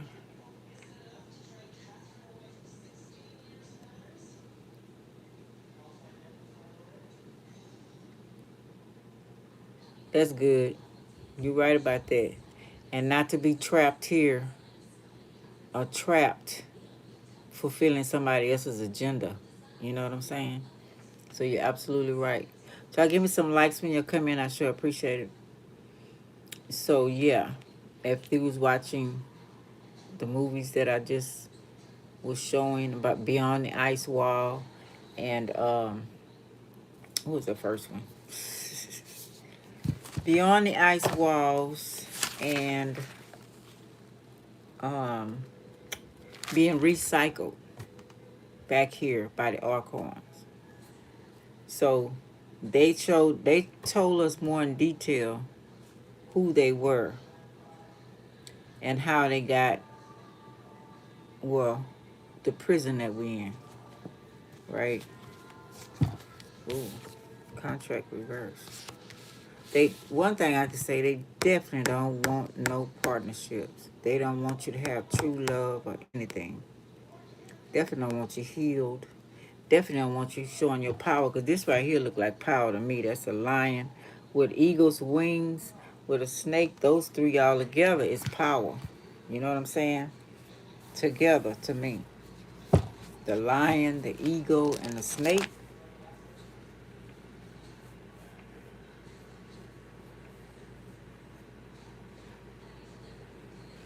Powerful.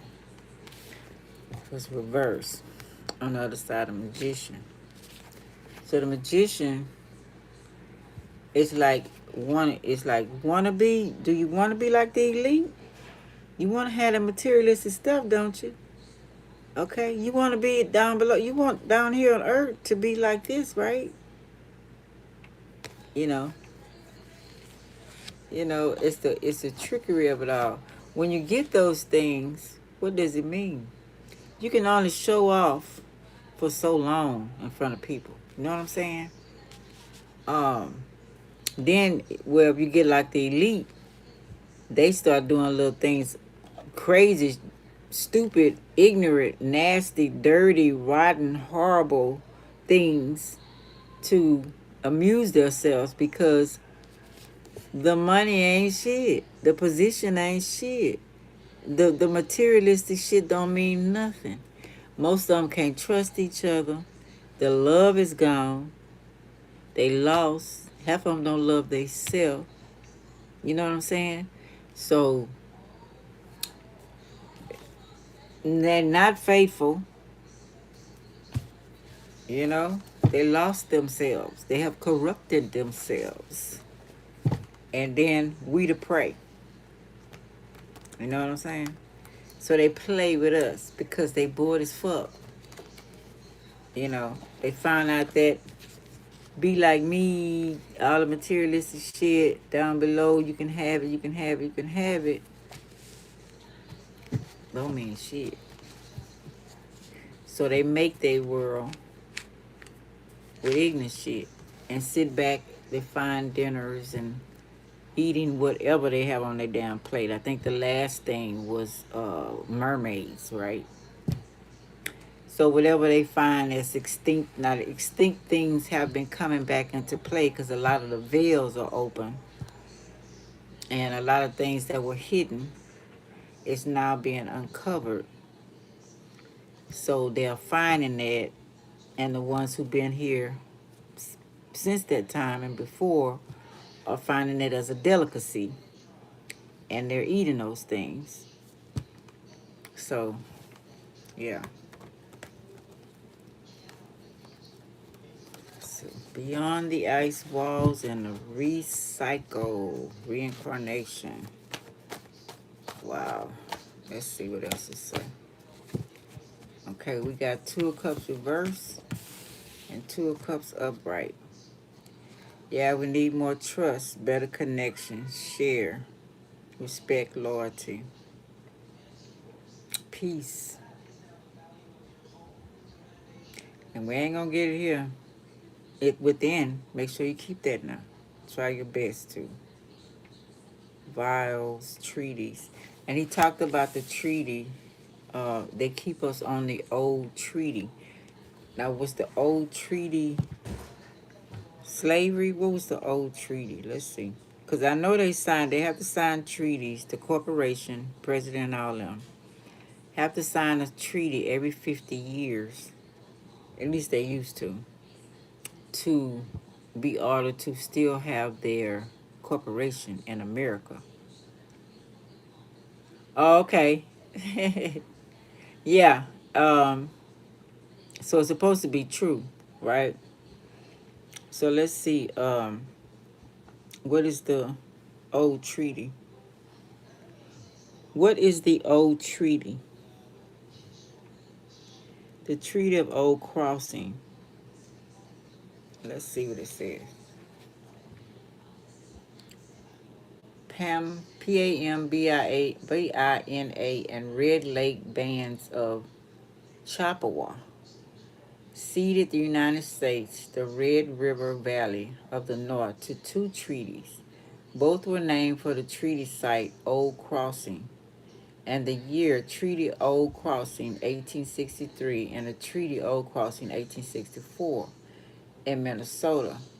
The Creed territory included all land west of the line, running generally southwest from the Lake of the Woods to the Thief Lake. About 30 miles, 48 kilometers west of Red Lake, and then angling southeast to the headwaters of the Wild Rice River near the divide separating the water shields of the Red River of the North and the Mississippi River. In Dakota, the ceded territory was all of the Red River Valley north of Shawnee River. Inside the area was roughly 127 miles, 204 kilometers, east-west, and 188 miles, 303 kilometers, north-south, making it nearly 11 million acres of prairie and forest. The old crossing of the Red Lake River, today HUOT, was approximately 10 miles southeast of Red Lake Falls. It was a river ford and layout site on the PMBINA or Woods Trail of the Red River's trials between Fort Garrett and Rupert's Land in St. Paul, Minnesota. Okay, let's see if they're talking about what we're talking about. Now I'm looking at the map, okay? Now it's at the border. See that name I said is right here. So it's at the border of an ice wall, could be around that. So I don't know if it's what it's probably saying that they took the treaty. It says the treaty, but I don't I don't know. Chippewa, they took the land. I'm thinking. Um, Now Chippewa could mean a whole lot of things. I know it's supposed to be Indian reservation, Indian tribe. But what if it's much more? than that. You know what I'm saying? Let me put this down. What if it's the people that were here before the demiurge, the custodian, whatever they call them, took over? Wait a minute, let's see. Because it's sitting at the border where we supposed to be in. Let's see. Let's see. Theories, y'all, just theories. I be trying to figure shit out. I be trying to, you know. That's why I said so much to do. Besides worrying about what somebody else do if they ain't on the same page as you. And y'all ain't trying to find them. Get the fuck out of here. I wonder what the fuck going on. I don't know what to tell you. Because too many lies. PMBINA. If I don't make it out, I want a whole bunch of other people to make it out. Okay? Or better. Or take control. He said you can also take control of it and get out the programming. But you got to be strategized. You got to be smarter than them. He said because they study moving around and they use a lot of portals to go through. So learning how to use them portals, learning, you know what I'm saying? Y'all give it up to me. Let's see what that PMBIA, Band of Chippewa Indians. Now, I'm not sure about Chippewa. I'm saying a minute. Let me make sure before I say that. Oh, wait a minute. OJIBWE. That's, how you pronounce that, y'all? Okay. It's a historical band of Chippewa, OJIBWE. I can't see it. Originally living along the Red River of the North.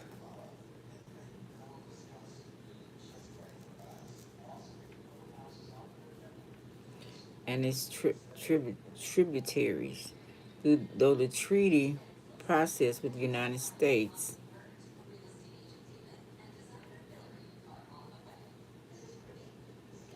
they band was settled on reservation in Minnesota and North Dakota. Some tribal members refusing settlement in North Dakota relocated northward and westward, some eventually settled in Montana. The traditional tribal leadership of the little shell of PMBINA band departed from the Turtle Mountain. I talked about that before, if I didn't take it down. Of the Chippewa Indians and briefly camped in DUNSIETH in the North Dakota, where the little shell campsites is memorialized before residing at Spirit Lake,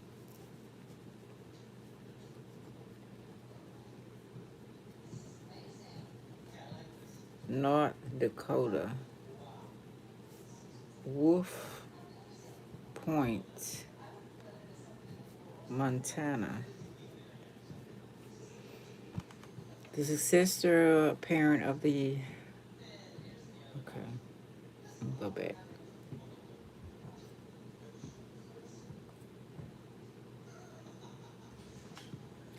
Okay.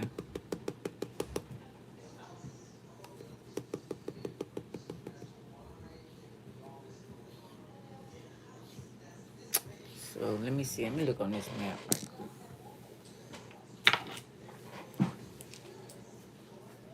Okay, it is. But this is only America, right? And we still got South America up there too.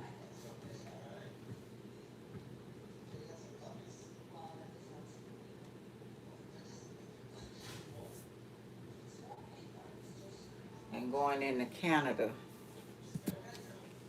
So South America, let's go to the, let me take a picture of this. So South America, what's at the top of South?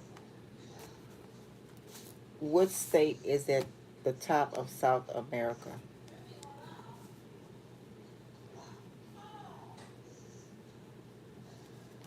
Am I doing it right, John? Let's see. Okay. Okay, we got Brazil. Okay. Venezuela, Colombia. Am I right? I don't have a map of the world. I need to get one. Chile. Okay. Peru. Let's look at. Let me look at this. Um,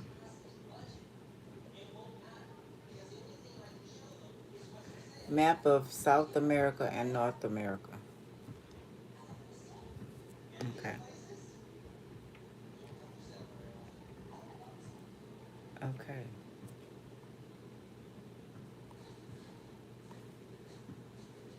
Alrighty then. So again, one of the whole world, right? Got South America, North America over here. So, in order them to put around, so the ice wall is supposed to be around the whole world. So they would have to come from or mainly control the top areas, right? Where the ice wall's at. That's my theory. What's this? Okay, we got Europe on this side. Austria and Asia. Okay, so do this look about right to y'all? They got Asia, Australia. Then they got us, whoever here in America, and South and North America. Then they got over here, London, England, Africa, and all of that. So they'd have to control, heavy control, of all the countries that are at the top. Because they say the world is flat, right? So that's the theory. Sounds right to me because they say it's a dome over.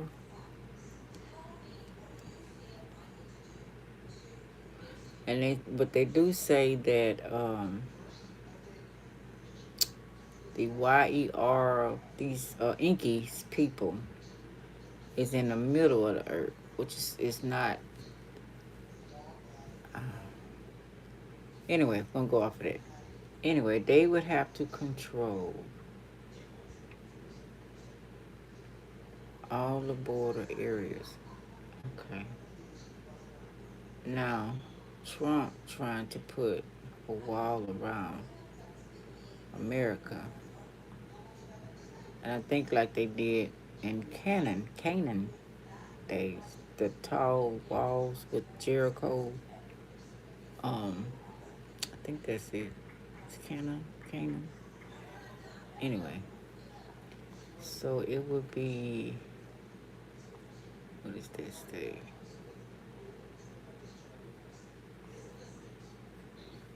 Okay.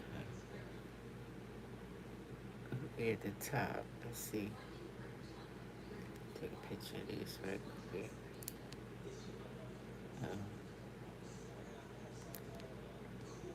Okay. Now you need to move. It also have to be in the water, right? So they'd have to be in the water also.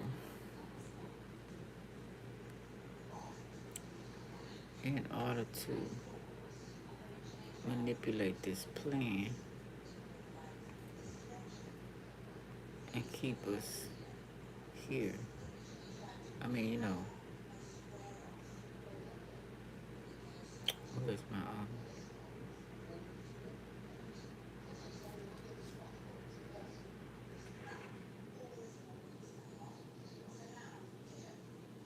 oh, photos?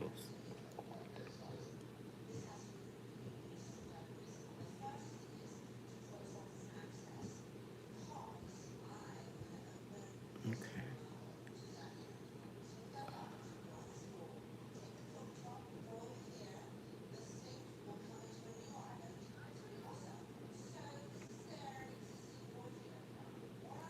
What is y'all doing? Okay. So Venezuela.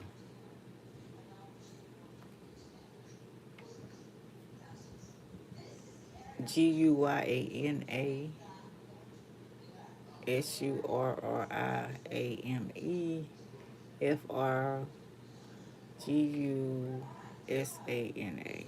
Okay, Brazil, Colombia,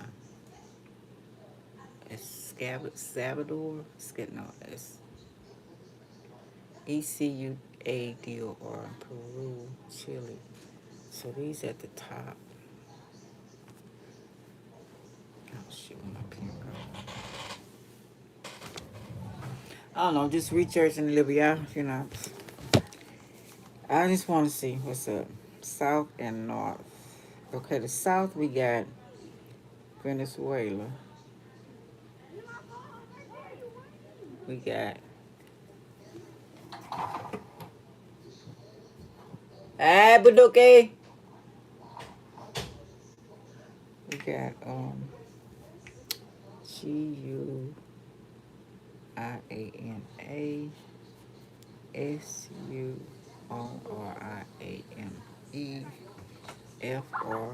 What are y'all doing? GUIANA. Colombia, Ecuador, Peru, Chile. Okay, let's go with them. Okay. So they kind of at the top, right? Then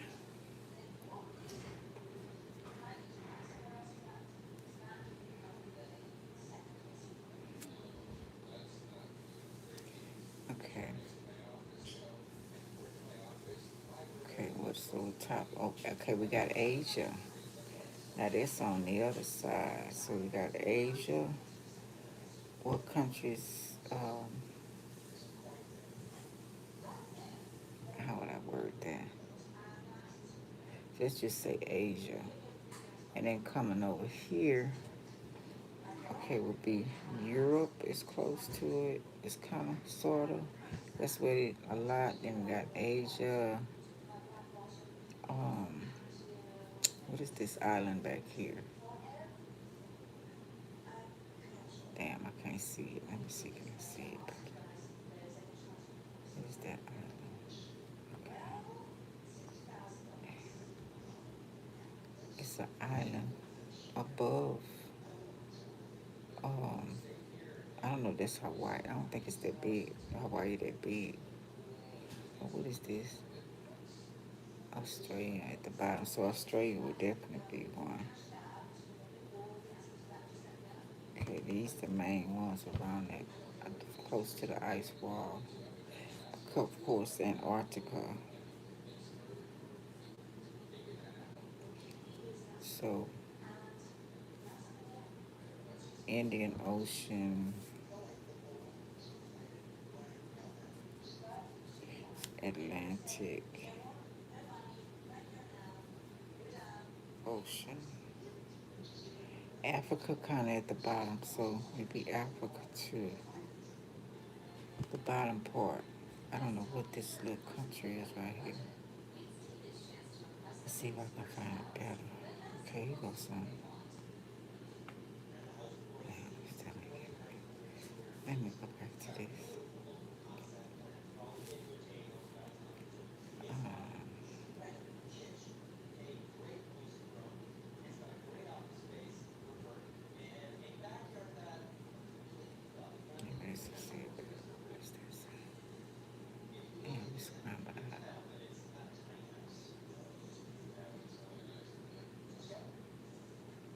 trying to see one little island.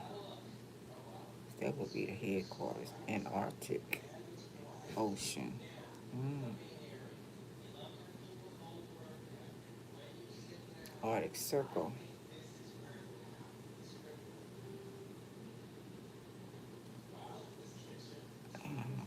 It's not naming it. Cause see, this is what I'm trying to look at. Those who paying, listen. See that right there? Where? South America, North America. What is that? Arctic Circle, Arctic Ocean. Let's see if I can find it somewhere else. Let's see on maps. Oh, Lord. Go away. South America, okay. Venezuela. Canada, United States. Wait a minute. Am I wrong? Okay, South America after us. This showing South America after us. Is that true? Am I wrong? I mean, is that first one wrong? Okay, we got North Atlantic Ocean. Okay. It's like it's showing us, Canada, and then it's showing. Okay, that might be right, huh? Okay. Is it? So that means that, oh, that's Greenland.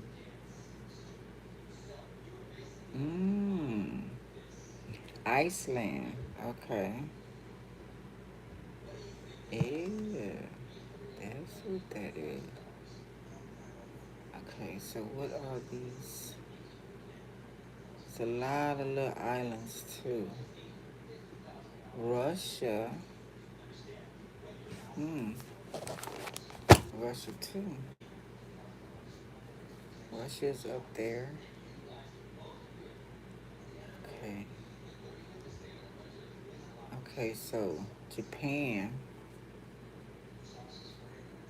would be, it's at like the door before it crosses over here. So I'm pretty sure where I'm thinking. Okay, let's go down here. Australia. Okay, New Zealand. How they travel. You know what I'm saying? I don't know if they're doing it at this time. Okay, they would go to Antarctica all the way at the bottom, so they say. Okay, allegedly. Madagascar, South Africa, South Ocean.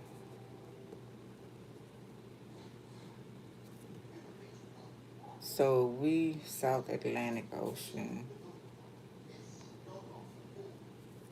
was to leave to go to Antarctica from America. Okay. Okay, that's Egypt. Oh, we would have to go through Mexico. Maybe. Straight from, because you don't have to. See, look, Mexico right there. Antarctica down there. Right? So you really don't have to go nowhere over here. Is that why they want to control Mexico? Because if we discover we can find charted waters, you know what I'm saying? South Pacific Ocean. Okay, you might hit, let me see.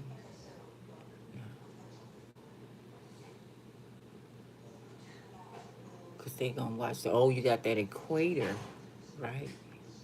You got that equator right there. The one that supposedly don't sleep, you might say. Indonesia, it's in between that too. PAPUA, New GUINEA. Kenya, oh, Kenya sits on that border. Let me make sure I'm looking at right. Okay, let me write that down in case I lose it. Kenya, just the equator, right? I might be saying it wrong. You know, that says so many days that it's light, months, and then so many days that it's night. So Kenya, DRC, whatever that is,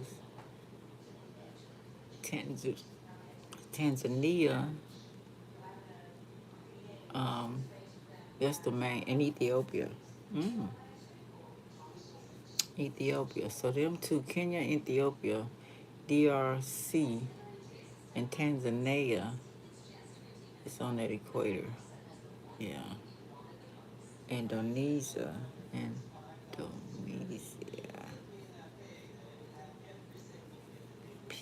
PAPUA. New. GUINEA. And then as well as Australia. Might as well throw that in there. Okay. In the ocean, blah, blah, blah. Then you got Colombia, hit that equator. Venezuela, South America. Okay, we got it. Peru. Okay. And Brazil. So they hit that equator too. Okay.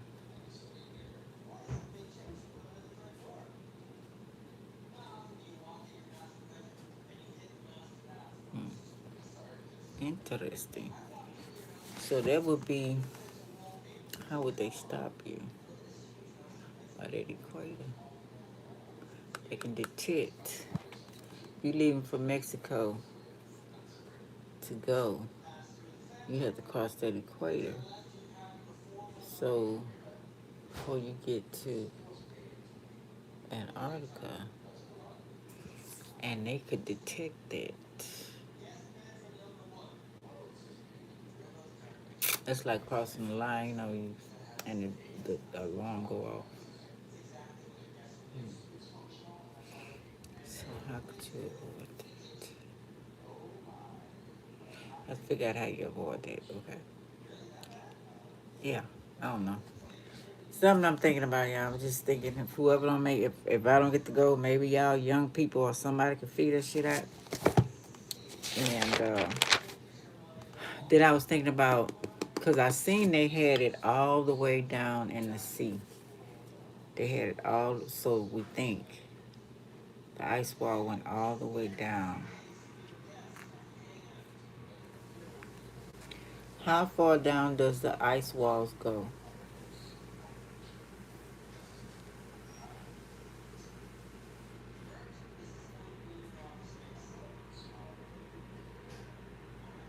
Somebody said there is no ice wall. The red boat has two choices to sail along the circle, no matter which direction they're going. They can go straight and miss the circle, or veer towards and not miss the circle, sailing around Antarctica. It's not about which direction you sail, it's about whether you're inside the circle or outside the circle. So what are you talking about? I don't know. Oh, maybe they lying about ice wall. They got something going here. Let's see. But anyway, let's keep going. I had never been. What is he saying? Ice wall. And this is where all the aliens reside that eat everybody.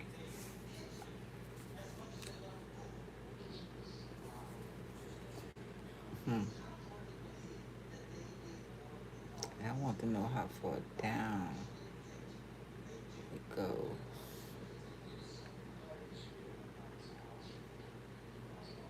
Nobody's showing me under.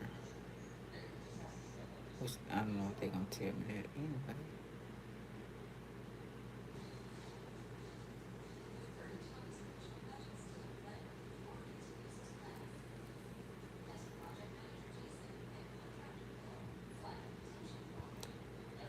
No, definitely stretching. Look at that. Antarctica ice wall. A better picture of it. And I do have that, um,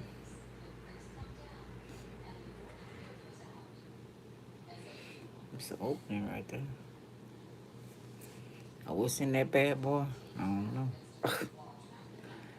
Because, you know, they just ain't going to let you go free nilly. Ice foundations in Antarctica, the bigger part of it.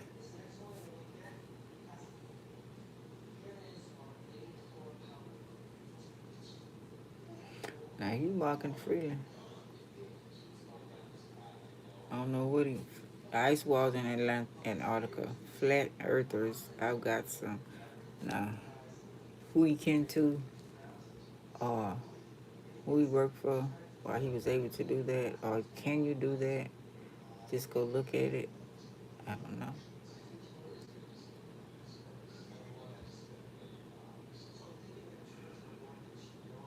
That look like an end of it right here. Look how. It seems like it's not all the way around unless it's underneath. Because it stopped right there.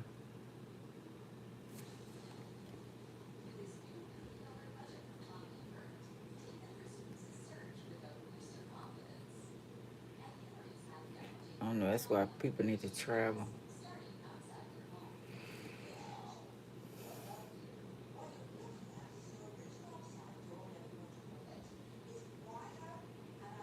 See, an ice wall beyond belief. They massive.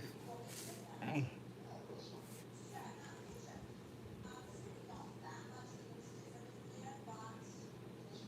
Still not showing me underneath.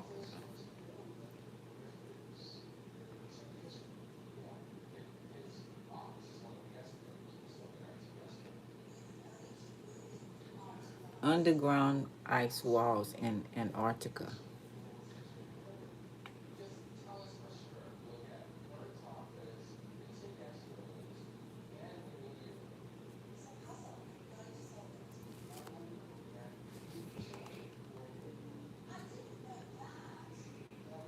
It looks scary.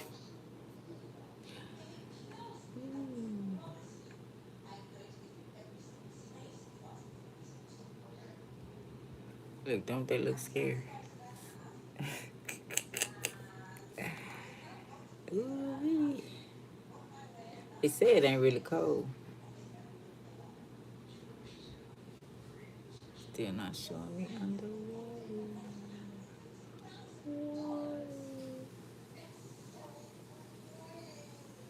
I was watching something and somebody was showing how deep it went. And then they showed some type of doors. Maybe that's a door into a whole nother. Maybe that's the door. I don't know. Because somebody was, I ain't gonna say that. Anyway.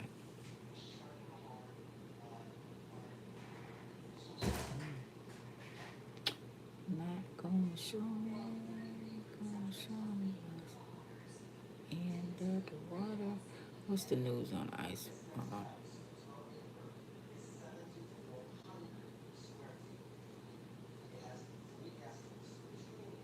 Let me ask a question.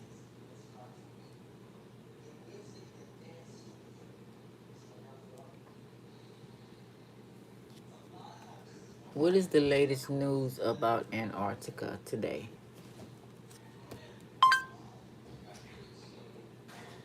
What is the latest news about Antarctica today? 3 people evacuated from Antarctica and risky rescue mission in New Zealand. This fall, heel pain and sore arches won't stop you. Hand-stitched leather boots deliver. Birdo Station in Antarctica, requesting a high-risk medical evacuation for 3 people, one needing urgent medical care. The New Zealand Air Force answering that call, which was requested by the United States National Science Foundation after several staffers were unable to receive the medical care they needed on base. It's quite a high-risk flight for us. Flight Lieutenant Andrew Sledger was the captain of the C-130 aircraft flying through the night. We were balancing the risk of getting down there to save people versus putting ourselves in danger to do so. With temperatures reaching 21 below zero, the crew wearing night vision goggles, landing on an icy runway and retrieving all 3 people. We carried medical staff with us who headed out for the patient transfer, and we had our loadmasters and maintenance team on board, conducting the refuel and the cargo loading and getting the aircraft prepared for departure. They took them back safely to Christchurch, New Zealand, where they're now getting medical treatment. The U.S. Embassy in New Zealand says this mission wasn't just difficult, it was one of the most technically demanding operations an aircrew can face. And the station had to clear off 10,000 feet of runway for their arrival, That's and on the good. ground, they kept that aircraft running the entire They time did that. so that the engines wouldn't freeze. Look at that. Don't do that. Okay.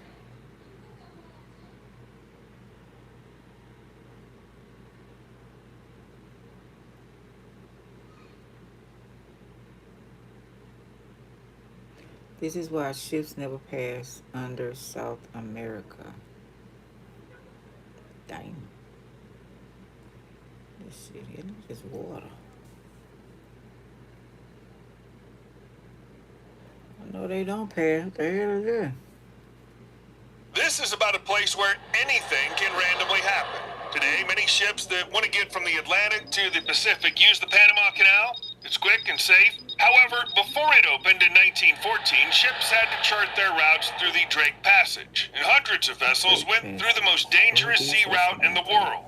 The width of the passage is about 500 miles. The length, roughly 620 miles, and the depth, just incredible. On average, 11,150 feet. As of now, 800 ships have sunk in the Drake Passage. That's just the ones we know about. Around 20,000 people have died, and they keep dying to this day. In 2022, a rogue wave crashed into a cruise ship traveling from Antarctica to Argentina. This frightening event killed one person and injured 4 others. A massive wall of water slammed into the ship, throwing passengers around and shattering several outer windows. Some rooms were flooded, while others had their walls knocked down.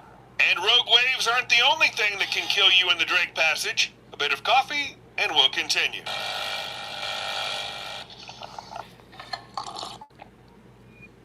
I heard about Beachside through, actually, a bunch of my friends. So what is the Drake that said, Passage? you gotta...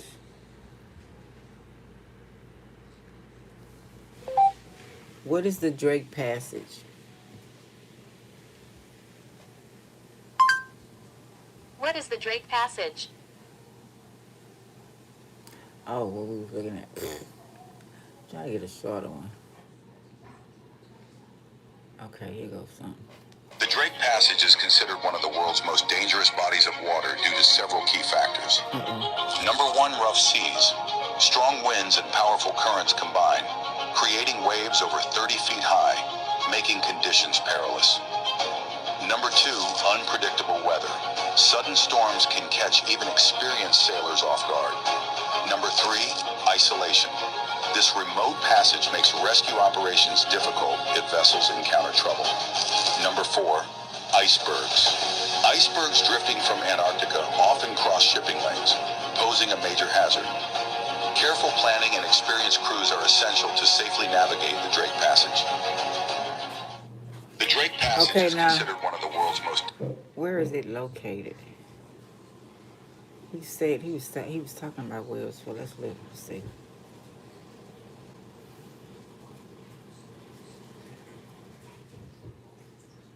Where on the map is the Drake Passage? It's about the equator.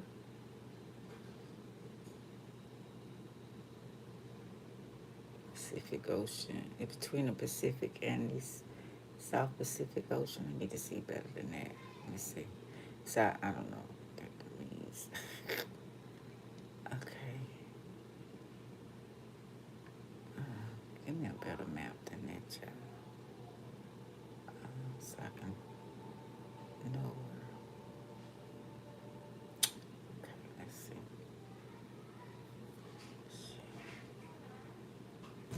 What is this? Yeah, it crosses the equator. Right at the border of the equator. Is that right? I ain't never heard of these places. What the fuck is this? Porto Williams, Cape Horn. Where is that? Atlantic Ocean. That's no.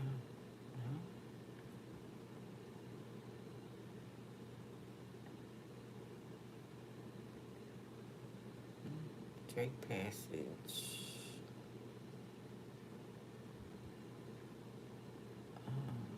Lost.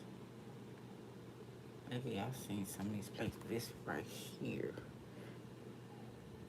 So that equator, is that equator? So it's get rough. That's might be them doing that, right? I don't know. Scare people. Let's see. Because if I was doing it, you know what I'm saying? These places I would do if I'm a run. If I had that type of mindset, you know, I would be trying to run it like this. Pacific Ocean, Atlantic Ocean. To make sure you don't go anywhere, right? Okay, I'm gonna leave it alone. This is by, I don't know. Okay, I do them on time.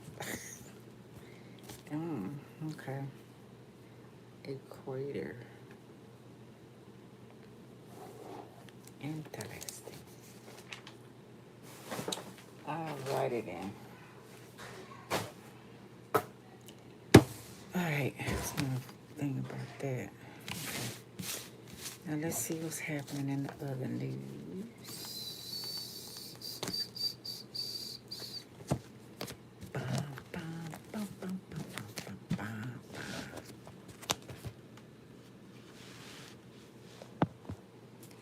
I'll be trying to find some shit. Six of Swords and Eight of Wands.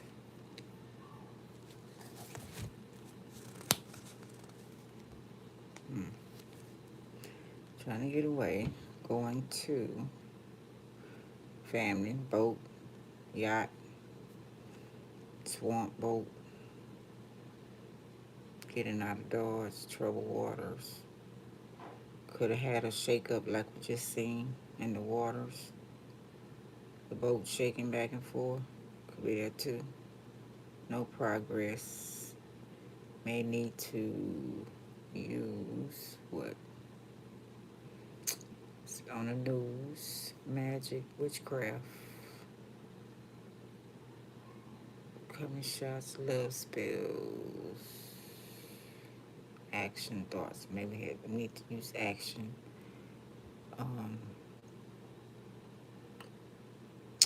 Fast move. Positive. Say yes. So making a move, a fast action move. Get out of doors for something. You got fairy. It said to heal. Okay. Taking action to get out. Got judgment here. Still want to get judged. Is that what it is? Trumpet. Cycle. Get cycled or recycled. Cycle. To get in the cycle. Renewal or judged. People, places, and things. Repent, truth, justice. So, it's had a vision they can see. Taking fast action. Judgment, but also rebirth, also renewal, justice, repent on a vision, out to sea. So 2 of these is water. Judgment shows that I'm not that land. I just don't matter. Positive, yes. Doing magic quickly.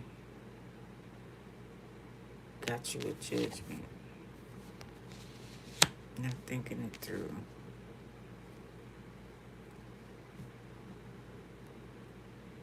To help you get out of troubled waters. I got you a judgment. It's a new beginning. Start, weather, crystal ball, beach house, close to home. World in the palm of your hand. Stop storms, crystal. See clearly.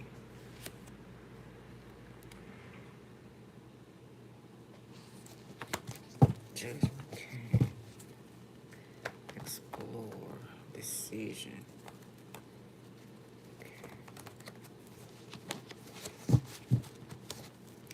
Oh, is that code? Oh, it says move.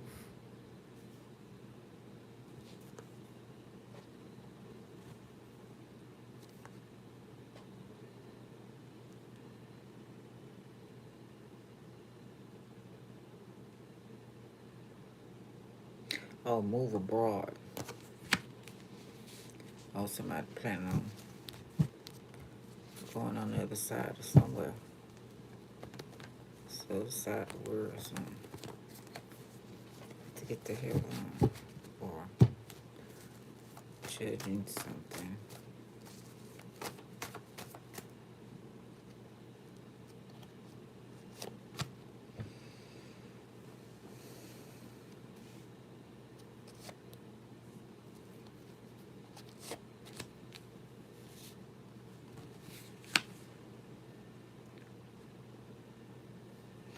Globe, a map, universe. So they're looking for a path. Okay, it could be. They're going somewhere.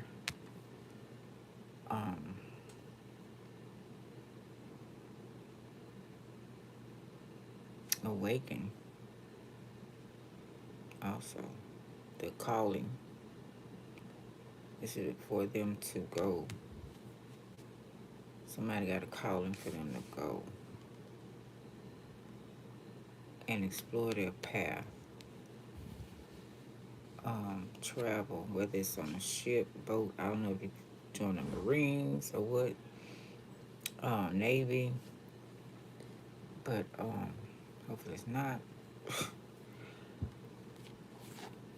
Weather control. Maybe checking out what the weather is like in whatever country you plan on going to. What's that? Oh.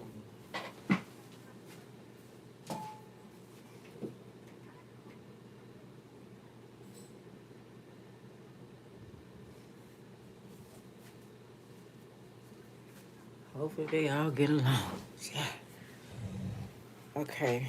A crew or by yourself. I don't know if this is a way out. So it could be still talking about what I was talking about, but we're going to. So taking a boat, a yacht, something. Finding a way out or getting a way out. Maybe don't want to be judged, I'm not sure. Or it could be. It could be one scenario. Put justice, but they're calling.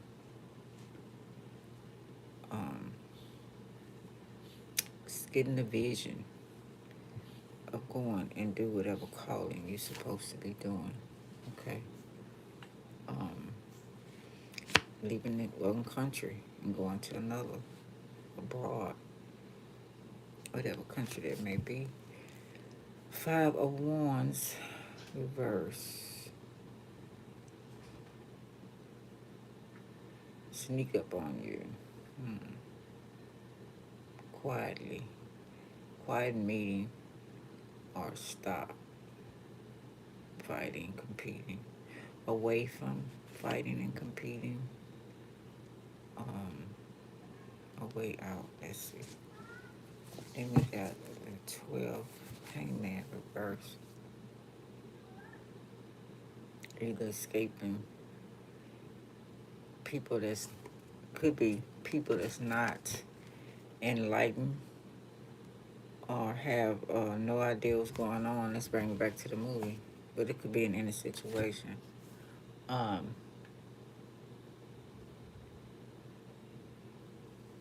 Or while nobody has an idea or before judgment hits, they can get away. Could be that too. By themselves. Okay. Whatever it may be. Or escaping jail time or locking the door and throwing away the key. so to speak. Egoism, stalling, self-pity.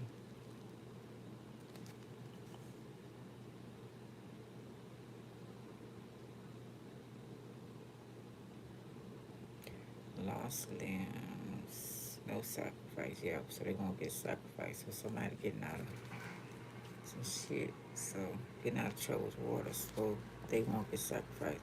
Maybe you went somewhere on an island or some went somewhere and magician. Yeah, you don't wanna be a threesome or finding out they had a threesome. I don't know. There's also a party, a celebration, a lot of hoorah.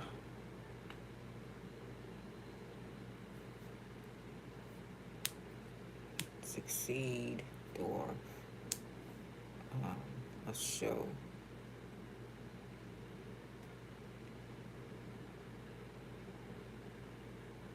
Before somebody puts on a show, or before the show starts, or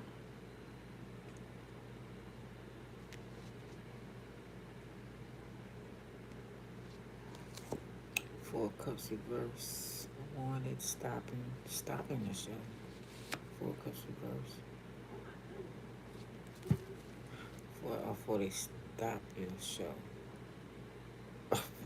I'm getting Beyonce in my head. Remember when she it's me, it's B.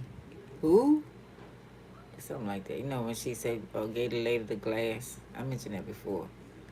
Before they perform. Somebody trying to find a way out. A magic show. Oh, that's like putting on a grand performance. Okay.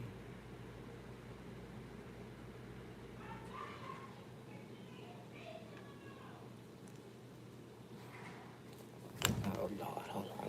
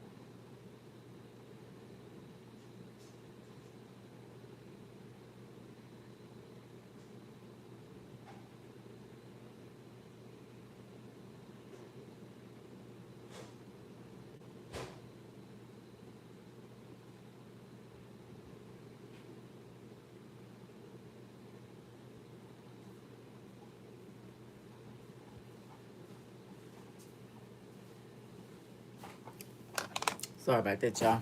I got me some food. Every time I buy me a coffee mug, come up missing. Somebody else using it but me. Last time I left it at my girlfriend's house. One is a pharmacist, and the other one is a counselor at a school. Everybody using my mug. It's like, what the fuck? Uh-huh.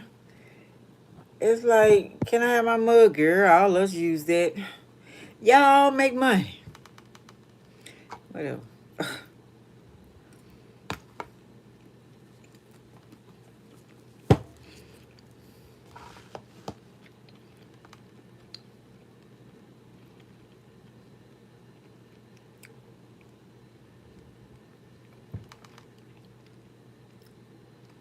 So you come to some kind of realization, thinking better about a performance, about a threesome, witches, whatever, a party. Maybe you're gonna go in, show up, razzle dazzle, and then leave. And then leave.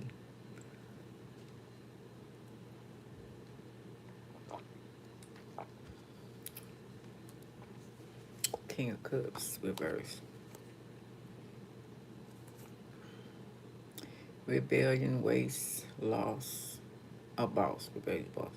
Manipulate, over emotional, guilty, or blame. Tell you how they feel. Lie about feelings.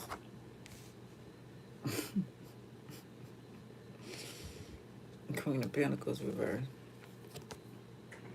Selfish, jealous, overworked, trying to get off.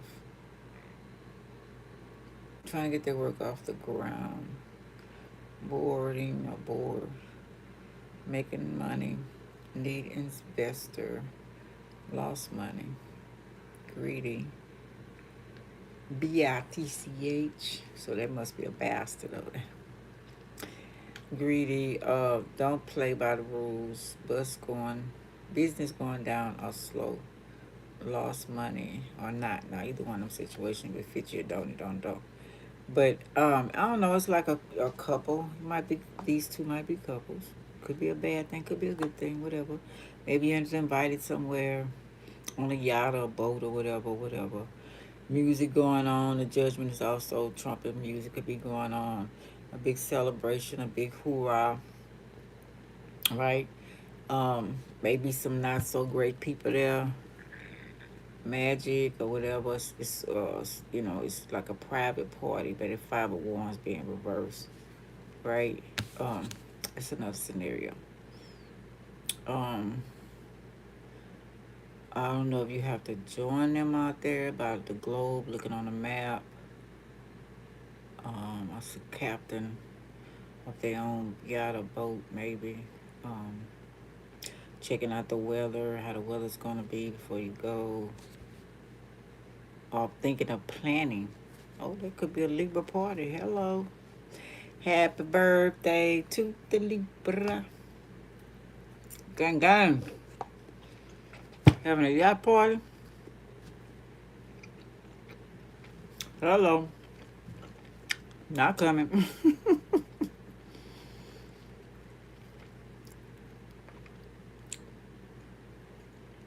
Could be.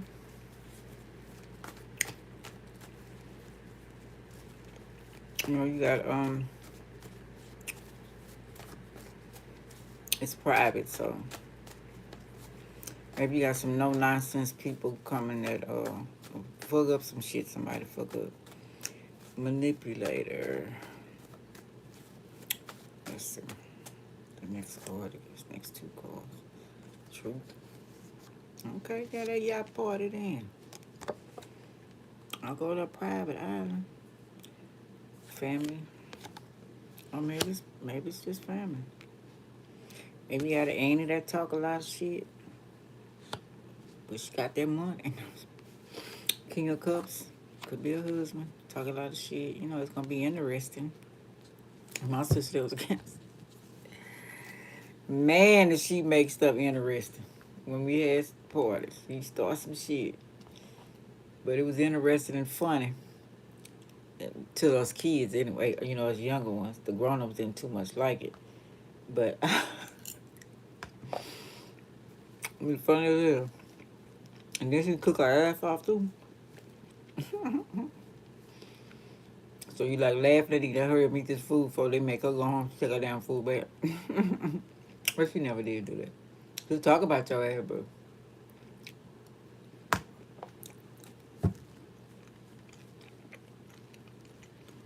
It could be a family reunion, maybe.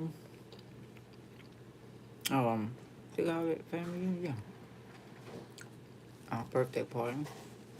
Family reunion. Maybe think about shit. I'm come in, come out, because I know how my damn family is. I know how these damn people is.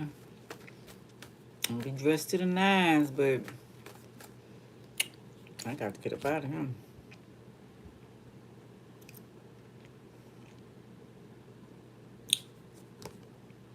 Scorpio Pisces. Could have it in your chart. Libra could have it in their chart. Anybody can. Okay, say. Uh-oh, got trapped.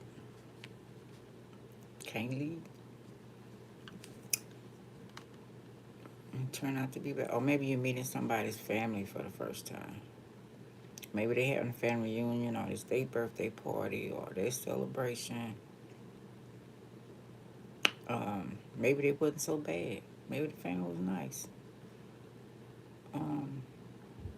Feel comfortable or something. That would be a change. Shit. Not healing. Yeah.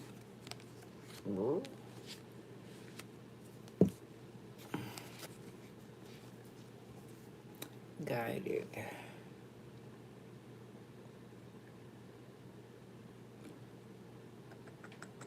Swimming. Maybe they got a pool. Rowboats. Gently down the stream. Millie. Oh shit. Somebody fell off the boat. Oh, you feel stuck. Hold up.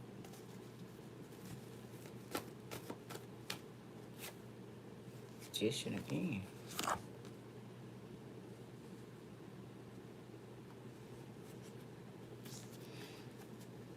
Oh, I'm here. It feels good. Yeah. It feels good. Feels good. Babe. Okay.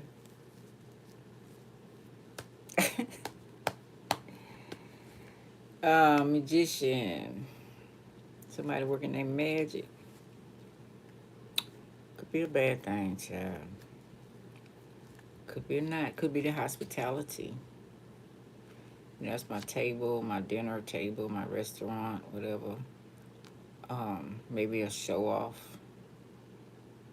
You know, you went high rollers, or people just, maybe the people got money, or a restaurant too, a high class restaurant as well. Or somebody trying to get your attention, maybe.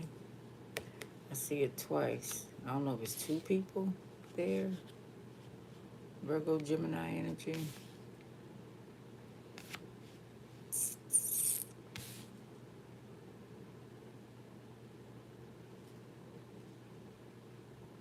They want it. Oh, say want it. Oh, that's where I got this song from. 4 Cups Reverse. I realize that I want ya. King of Cups Reverse. Okay, anyway. Okay, maybe that's the King of Cups telling to the Queen of Cups. Maybe they finna sneak somewhere. Oh, memories of that. Somebody thinking about that. Or maybe. Or Teddy Pendergrass song. Come on and go with me. Come on over to my place. I know what's it. What you gonna do with me? That's the problem. I don't know, y'all. But ain't nobody kin to. Shit. I keep getting kin folks. Unless it's somebody talking to kin folk. I said, it's judgment. So what's the judgment? That's Temperance is Sage.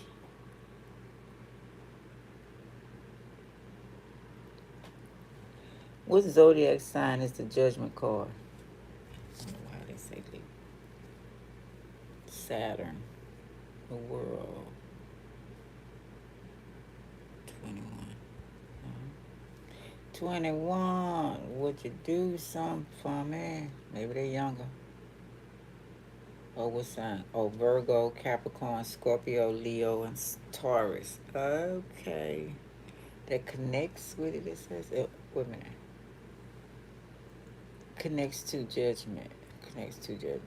Exhibit judgmental tendency due to their high standards and keen observational skills. Virgo notices every detail while Capricorn condemn laziness. Yeah, okay, so I'm saying it right.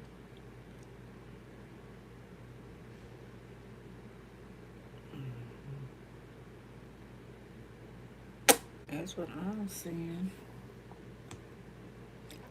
Off of my hunger, go ahead on.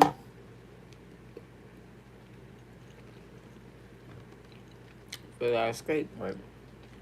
Go back to their homeland. Get the F out of here. Before this 501's mob come. They 501's now. Trying to find a way out of this shit. Out of jail. So they won't go to jail. I have no idea. Maybe they met somebody, magician. Maybe their magic didn't work or whatever. Get them out of this situation. So they went to magician, sorcerer, magi, whatever. Yeah, you can pull a rabbit out of a hat. I know you can. You can get me out of the situation. I could be that too. Okay. So they told you change clothes, look a different way, cut your hair, put on a wig, blah blah blah. Maybe a man, you put on a dress. A woman, change your hair, put on a dress. You could look like a man. But just change some stuff. So you can get away. Pretend you was somewhere or go somewhere where they celebrating. I'm seeing somebody like, who did that?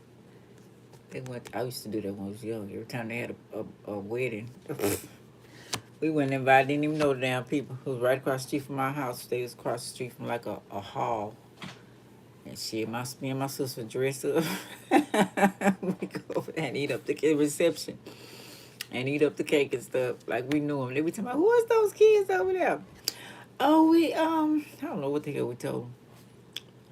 Not too many people said anything. It was family and, neighborhood anyway. They probably know them hella kids. But we sure did. We used to do that a lot. Me and my Virgo sister. I could be with somebody doing too. Let's crash this party. Let's crash this yacht. Let's shit. Let's go over here. Some so and so having a private party. Masquerade party, maybe. I don't know, something like that. Stop no stealing. Coming clean, honest, being honest, not being you. So a family member wants to tell you something, or imposter giving it back. Could be about, bullshit. Start talking about that. But anyway, it is what it is. If I want to tell you something, come clean. But I'm thinking it's like dress, short. You know what I'm saying? To the nines.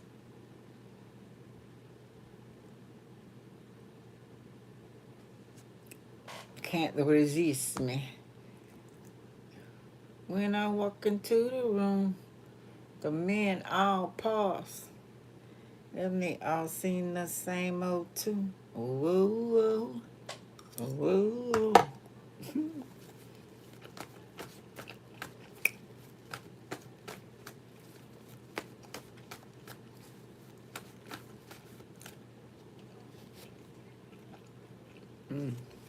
Exposed. It's like everybody watching. If I could turn back the hands of time, hold on.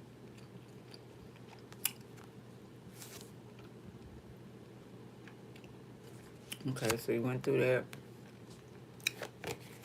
I know somebody. I don't know why I want to say closet, but they haven't came up.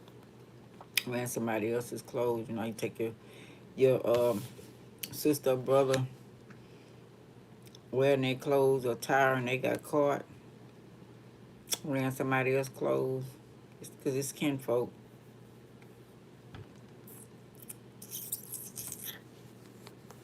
If I could turn Page of Swords. Somebody wasn't looking at.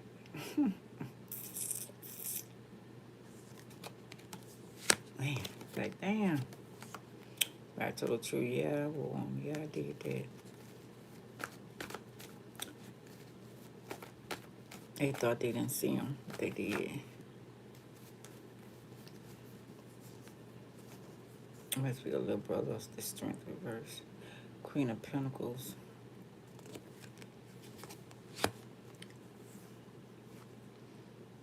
Emperor. Definitely on a crazy date. Somebody's.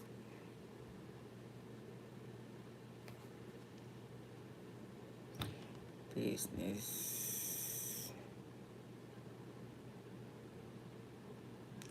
That's a no, no. That's a no, no. Emperor saying no. I'm weak. I should think he weak. He's not the Emperor. Reverse. Queen of Pentacles say,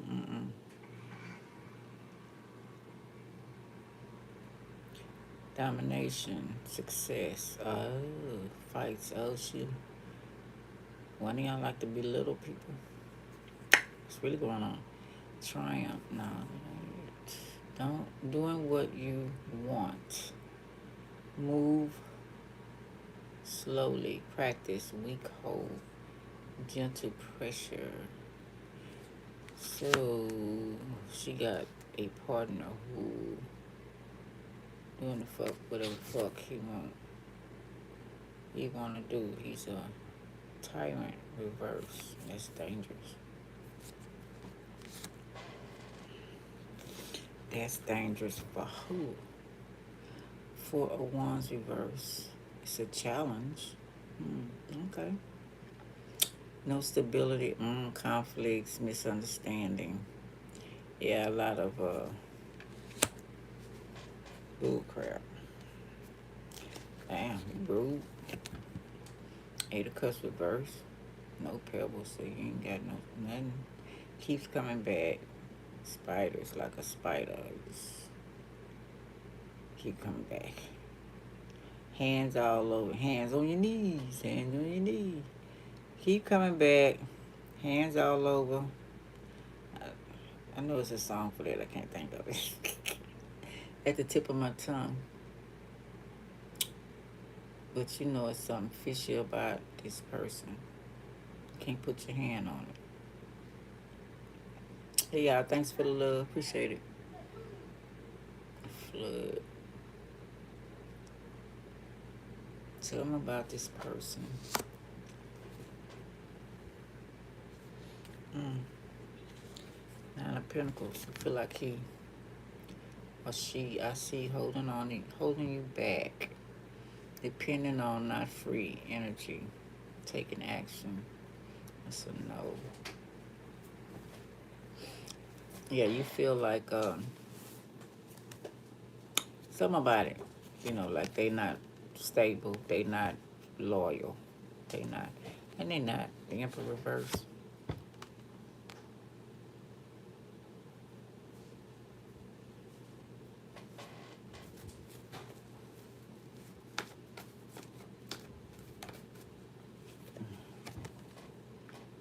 So this all taking place maybe at a party, meeting people, something could be Ace of Pentacles, stable, helping hand.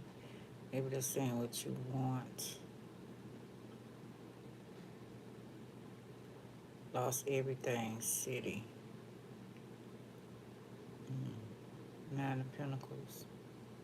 Messing with this person, maybe. Money coming in. Creators. Getting a helping hand. Wish granted.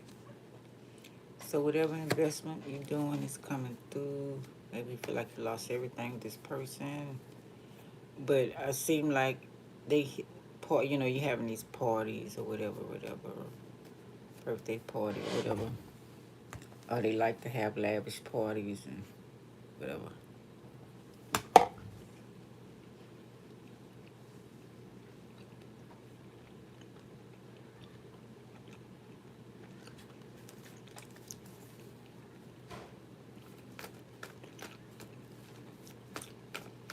Rent yachts and I ain't saying she a gold digger. She ain't messing with no broke. I don't think he broke though. Somebody lost everything though. He might. Somebody. Maybe. Let me see. Not stable.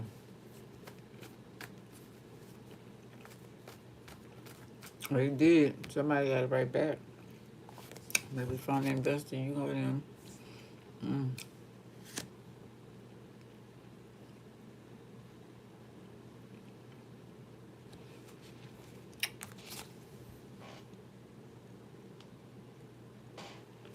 I don't know if that word.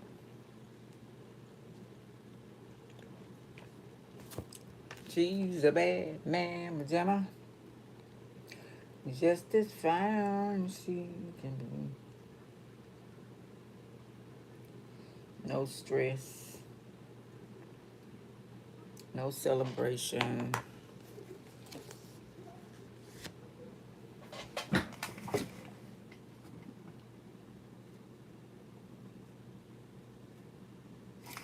Hold on.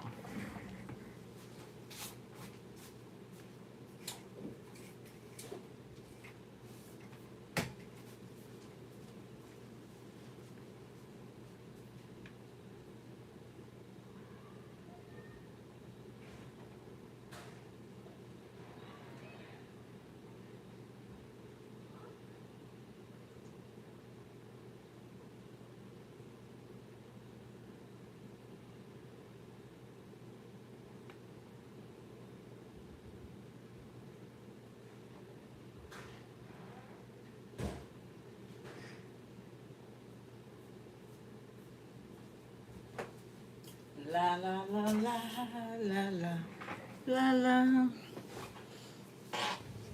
So you got some money. You ain't finna show off there with that money. But keep that shit. Maybe that's how somebody feel like. Shit, I ain't lost a lot. I got this money created and gave me some money. And my investor came through. Ain't nobody finna do no celebrating. Shit. Keep this damn money. Or somebody gambling. I was watching, listening to Kenny Rogers. Know when to hold 'em. What was it? Know when to fold 'em. Know when to hold 'em. You never count your money. When you're sitting at the table, might have been some gambling going on. There'll be time enough for counting when the dealing's done. Avoid, yeah. You're avoiding folks you see now. Maybe you feel like they're using you. This person ain't spend too much or whatever the deal is. You ain't telling nobody. And it's bye-bye. Bye-bye, buddy. Yeah, before I get nasty, child, I already got some squirts in it. I'm about trying to get away from a headache. A marriage or whatever the deal is. Whatever situation. Because there's not been a victory in this stuff. And they see now. They're finna end this shit. Maybe they seen them online doing some shit. I don't know. pictures, magician, pictures, detective maybe. Maybe you hired a detective. I don't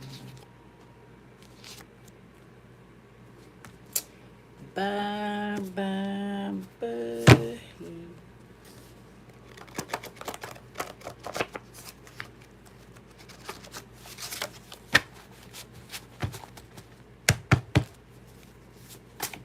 I just don't be feel like going through all that bullshit. If I feel like it ain't, what I want, well, I used to in the past. I don't know how I feel now.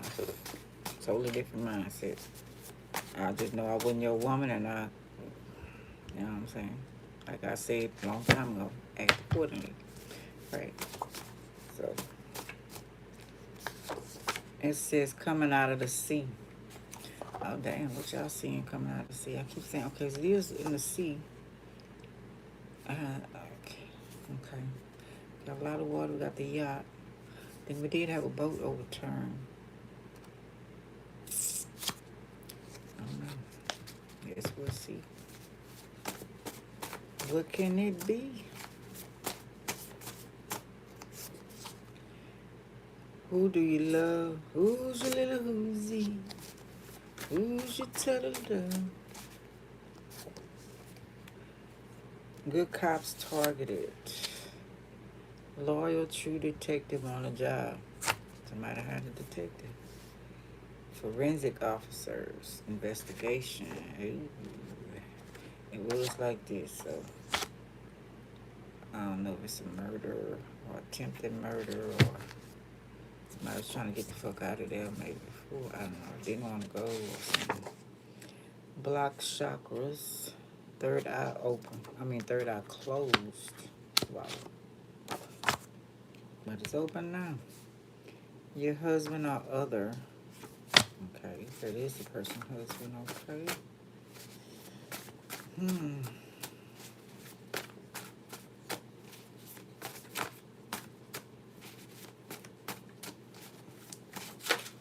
Somebody want to be says dependent, not free. It's draining. Losing energy. Irish. Black people. Somebody. Self-explanatory. Lost everything to the city. Goodbye, city life. That was somebody took them to the city. It's around a lot of folks. Did say some stealing was going on. I don't know why I seen some pearl necklaces. A pearl necklace. They stole mine, so I don't know who got it. Oh, it's fun, and it's not really funny, but I was watching the rest of Sandman. I didn't realize it. I didn't finish watching the last episode. And it was deaf, Scorpio energy. But her name, she was deaf. And she got the part, she had one day off. So she got the party and all of that stuff. She had a good time. Nope, she didn't want nobody down that day. And she thought she was having fun at this club, but she didn't know that the man of the club had summoned her to the club because he wanted her to bring back somebody. I was talking about necromancy. And it was his fault the person was gone, okay? And he feeling bad about that, real bad. It's fucking up his life. And he summons her so that she can go to Hades or whatever, since she's deaf, to bring her back. And he was trying to threaten her. So she had this Ankh necklace on. So he grabs and rips the necklace off, cornered her into going to see the club and touring the club. So she took her friend with her. And he grabs and tear the necklace off her neck. And then I got it. She said, the necklace is not nothing. It's like, I'm the one, motherfucker. I'm deaf, not the necklace. So he didn't believe her. So he took off anyway, locked them in now. And he came back. I guess he's trying another ritual because they discovered the ritual in the office and all that he was doing. She said, I know he summons me, blah, blah, blah. And then he came back and said it didn't work. The necklace didn't work. And she was like, of course not. And so he was saying, had a gun on him. I need you to bring her back. And, he didn't mean for that to happen. Blah, blah, blah, blah, blah, blah. She said, I can't, once they go, I can take them out of here, but I can't bring them back. So Yeah. That reminds me of this too. Please don't test me. Okay. If somebody's longing for someone or something they did in impulse, they did too fast, they did in a hurry, without thinking, anger. I feel that so strong. Sacrifice Aquarius. Will you marry me? Reverse. Could be somebody they love, care about. I don't know. It says divorce. Yeah. Predators. Charles. Maybe somebody was named Charles. I don't know. Yeah. That's why I try to. I'm not 100% shit. You know. Still situations coming in my life. Made a lot of mistakes. You know. I'm doing my best to stop and realize, and see the bigger picture, what's going to happen, the consequences of it, you know. So, I don't know what to tell anybody. I am baffled myself. I'm still in a fucking nightmare. So, I don't know what to say. Corporations still ain't want everything to stay the same, still in feeling like a fucking asshole. Brainwashing people, making you do shit you don't want to do, making scenarios look better than they are, getting us to hurt each other. We're in a civil war, same bullshit, different day. Family who always had wanted, and also them to live good, inheritance for themselves, killing other families off, blah blah blah. By the assigned by the corporation. Them, what did he call them? Um, he said they were.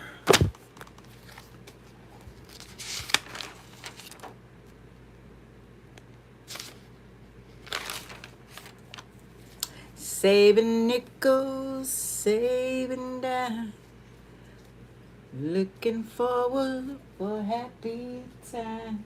Song blew by you. I'm going back someday. Come what may to Bluebird. Okay, what's his name? Custodians. The custodians,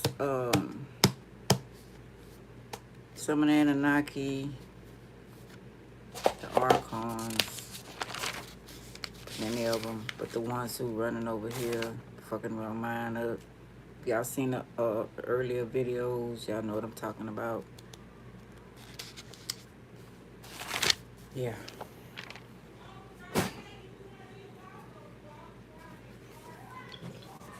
Who you talking to? Somebody else? Who arguing? Oh, they just talk loud anyway to Aries. Okay, good. And ended up good. Everything keeps happening over and over with no plots, with plots and twists. Who? Yeah, he in here. Oh. Yeah, plots and them damn motherfucking twists. Your brother was forced to target you because of the government was in the military control. Control. Husband of sister. Said he was giants. I hate they can't help us get out of here no more. They didn't want to come to extinction. They helped us before. I don't know. That's why you find all the giant bones everywhere. They was helping humans get the fuck out of here. Or come against them. People I just called. Hey, April. What's up? I didn't see you. Hey, Romana. How you doing? Yeah, so. Yeah, I hate that. I'm pretty sure they're still around. We got Poland. I think they're in Poland. They were recognized, maybe. I think I seen a statue or something when I was with somebody was from Poland that I was talking to, and I researched it. But yeah, incubus, succubus. Oh, this was in Poland. The statue. You're not crazy. You seen, heard, downloads are correct. Yeah. It is. It is going well. Back your Yellow Rose. It is. It is so far.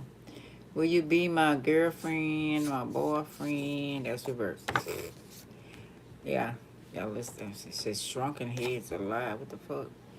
In a house or basement, old way of killing predator from another dimension are taught old ways off with their head. Okay, we're gonna leave that alone. We're not gonna go up in there. Because that boyfriend, this, oh Lord. Somebody hurt somebody. And they want them back. They did something, like I said. They want them back because their life been fucked up. Can't trust you. Don't go set up. Don't go. It's a setup. Or somebody's fixing to hurt you doing stuff out of impulse. Okay? And they're going to regret that. Neighborhood behind you. Let's throw mama daddy from the train. Fucking wow. Reading minds. That man on that ship was sure reading William Morris mind. Tattoos. Innocent.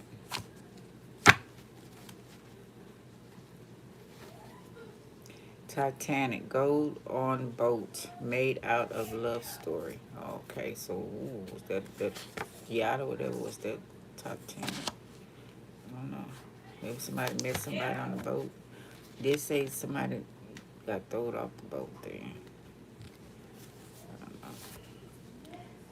Your brother Cancer did it for money or to hurt someone. Tell them they can't sing, dance, so they won't lie to themselves. Your ex plans to sing at your wedding as a last attempt to sabotage you. Your sister Pisces looking at you through a mirror, your mirror. Cover your mirrors and TVs. Yeah, we did have a lot of witches and ghosts, but I know this is probably a Halloween party too. But, you know, that other shit is real too. On the internet. So whatever, child. Do what they do. Do what they do. They always have. They never had any regard for anybody but they motherfuckers. Cop hitting, beating someone. They will get caught or taken out. People ain't taking that shit no more. Don't look back. Reverse. Your kids are involved. Could be under a spell. Could be. Your husband love you and wish a nigga would. But I think somebody took him out. I plan on taking him out. Hold on, y'all.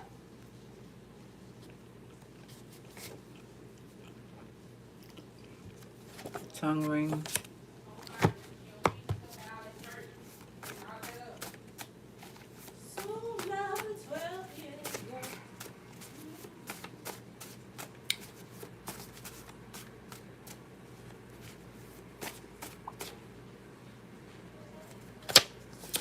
Ole, ole, ole, hee hoo. Yeah, it's time for some hot chocolate. Girlfriend, she is in love with your man. So she's trying to get rid of you. The party or event may be canceled or you change. Oh, something. Okay. Whatever that is. Stay strong.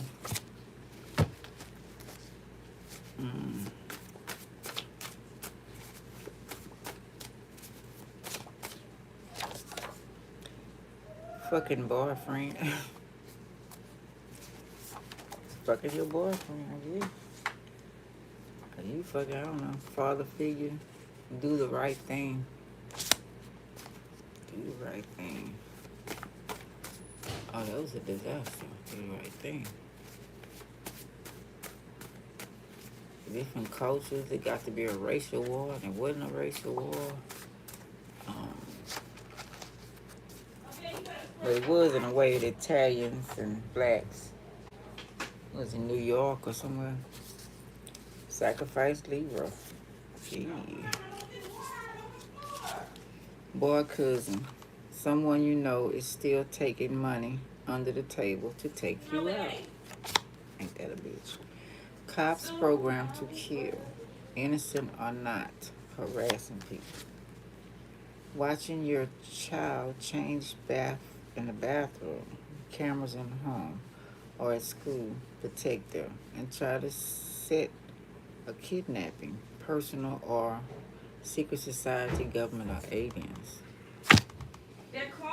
Yeah. Lady at work, your husband's sister Pisces. These motherfuckers need to get caught. I do believe in eye for an eye, remember that. I'm gonna be the predator after a while. You're a sweet person. Target jealousy. Yeah, I give a fuck. I mean, they're damn sweet. Guys, look at my hand. You got to wash it this time. Didn't get it cut off. No, don't cut it off.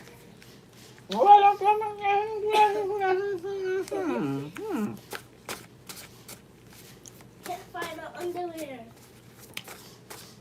Go look on the couch. I am not getting up to find your underwear. I said, come in here. Oh. Yeah. Israelites. Sacred people, the real ones.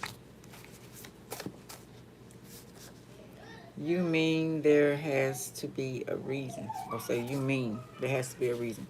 Police using a psychic to find the truth. From the truth. Okay, get the truth. Black magic and deaths. Black magic through death. They need to always work with them. Always. That's a good, fantastic thing. Your mother. Maybe somebody's mama. I write it in. Fake phone call to set you up. Don't go or answer. Neighborhood cops following you from past life. Bad. Making you do wrong. Not a friend, family member, mate, or child. All right. I forgot that pickle was sitting there. Dang. Looking forward to a happy time. I had my country spurt this morning. On by you. I'm going back someday. Come with me. And Kenny Rogers, lady. I know when Lionel made it. You're my night. I'm saying on I love you. Oh, evermore. Oh, then I had to listen to my girl, Barbara Streisand. Hadn't heard from her in a long time. And, what else I listened to? Oh, there was a lot of them. Oh, Crystal Gale, that's my girl, too. Don't it make my brown eye? Don't it make my brown eye? Don't it make my brown eye? Third chakra, solar plexus, self-discipline. My self-discipline and willpower will significantly help me in my efforts to move forwards and grow. I am free of the need for the approval of others. I face each challenge with determination and courage, and I am determined to live my life to its full potential. I am strong and capable. My actions speak louder than my words. Hello. Phone went out this in time. All right, y'all. Hope it helps. Like, subscribe, share, and comment. Love y'all. Bye. We'll finish the video another day. Love y'all. Bye.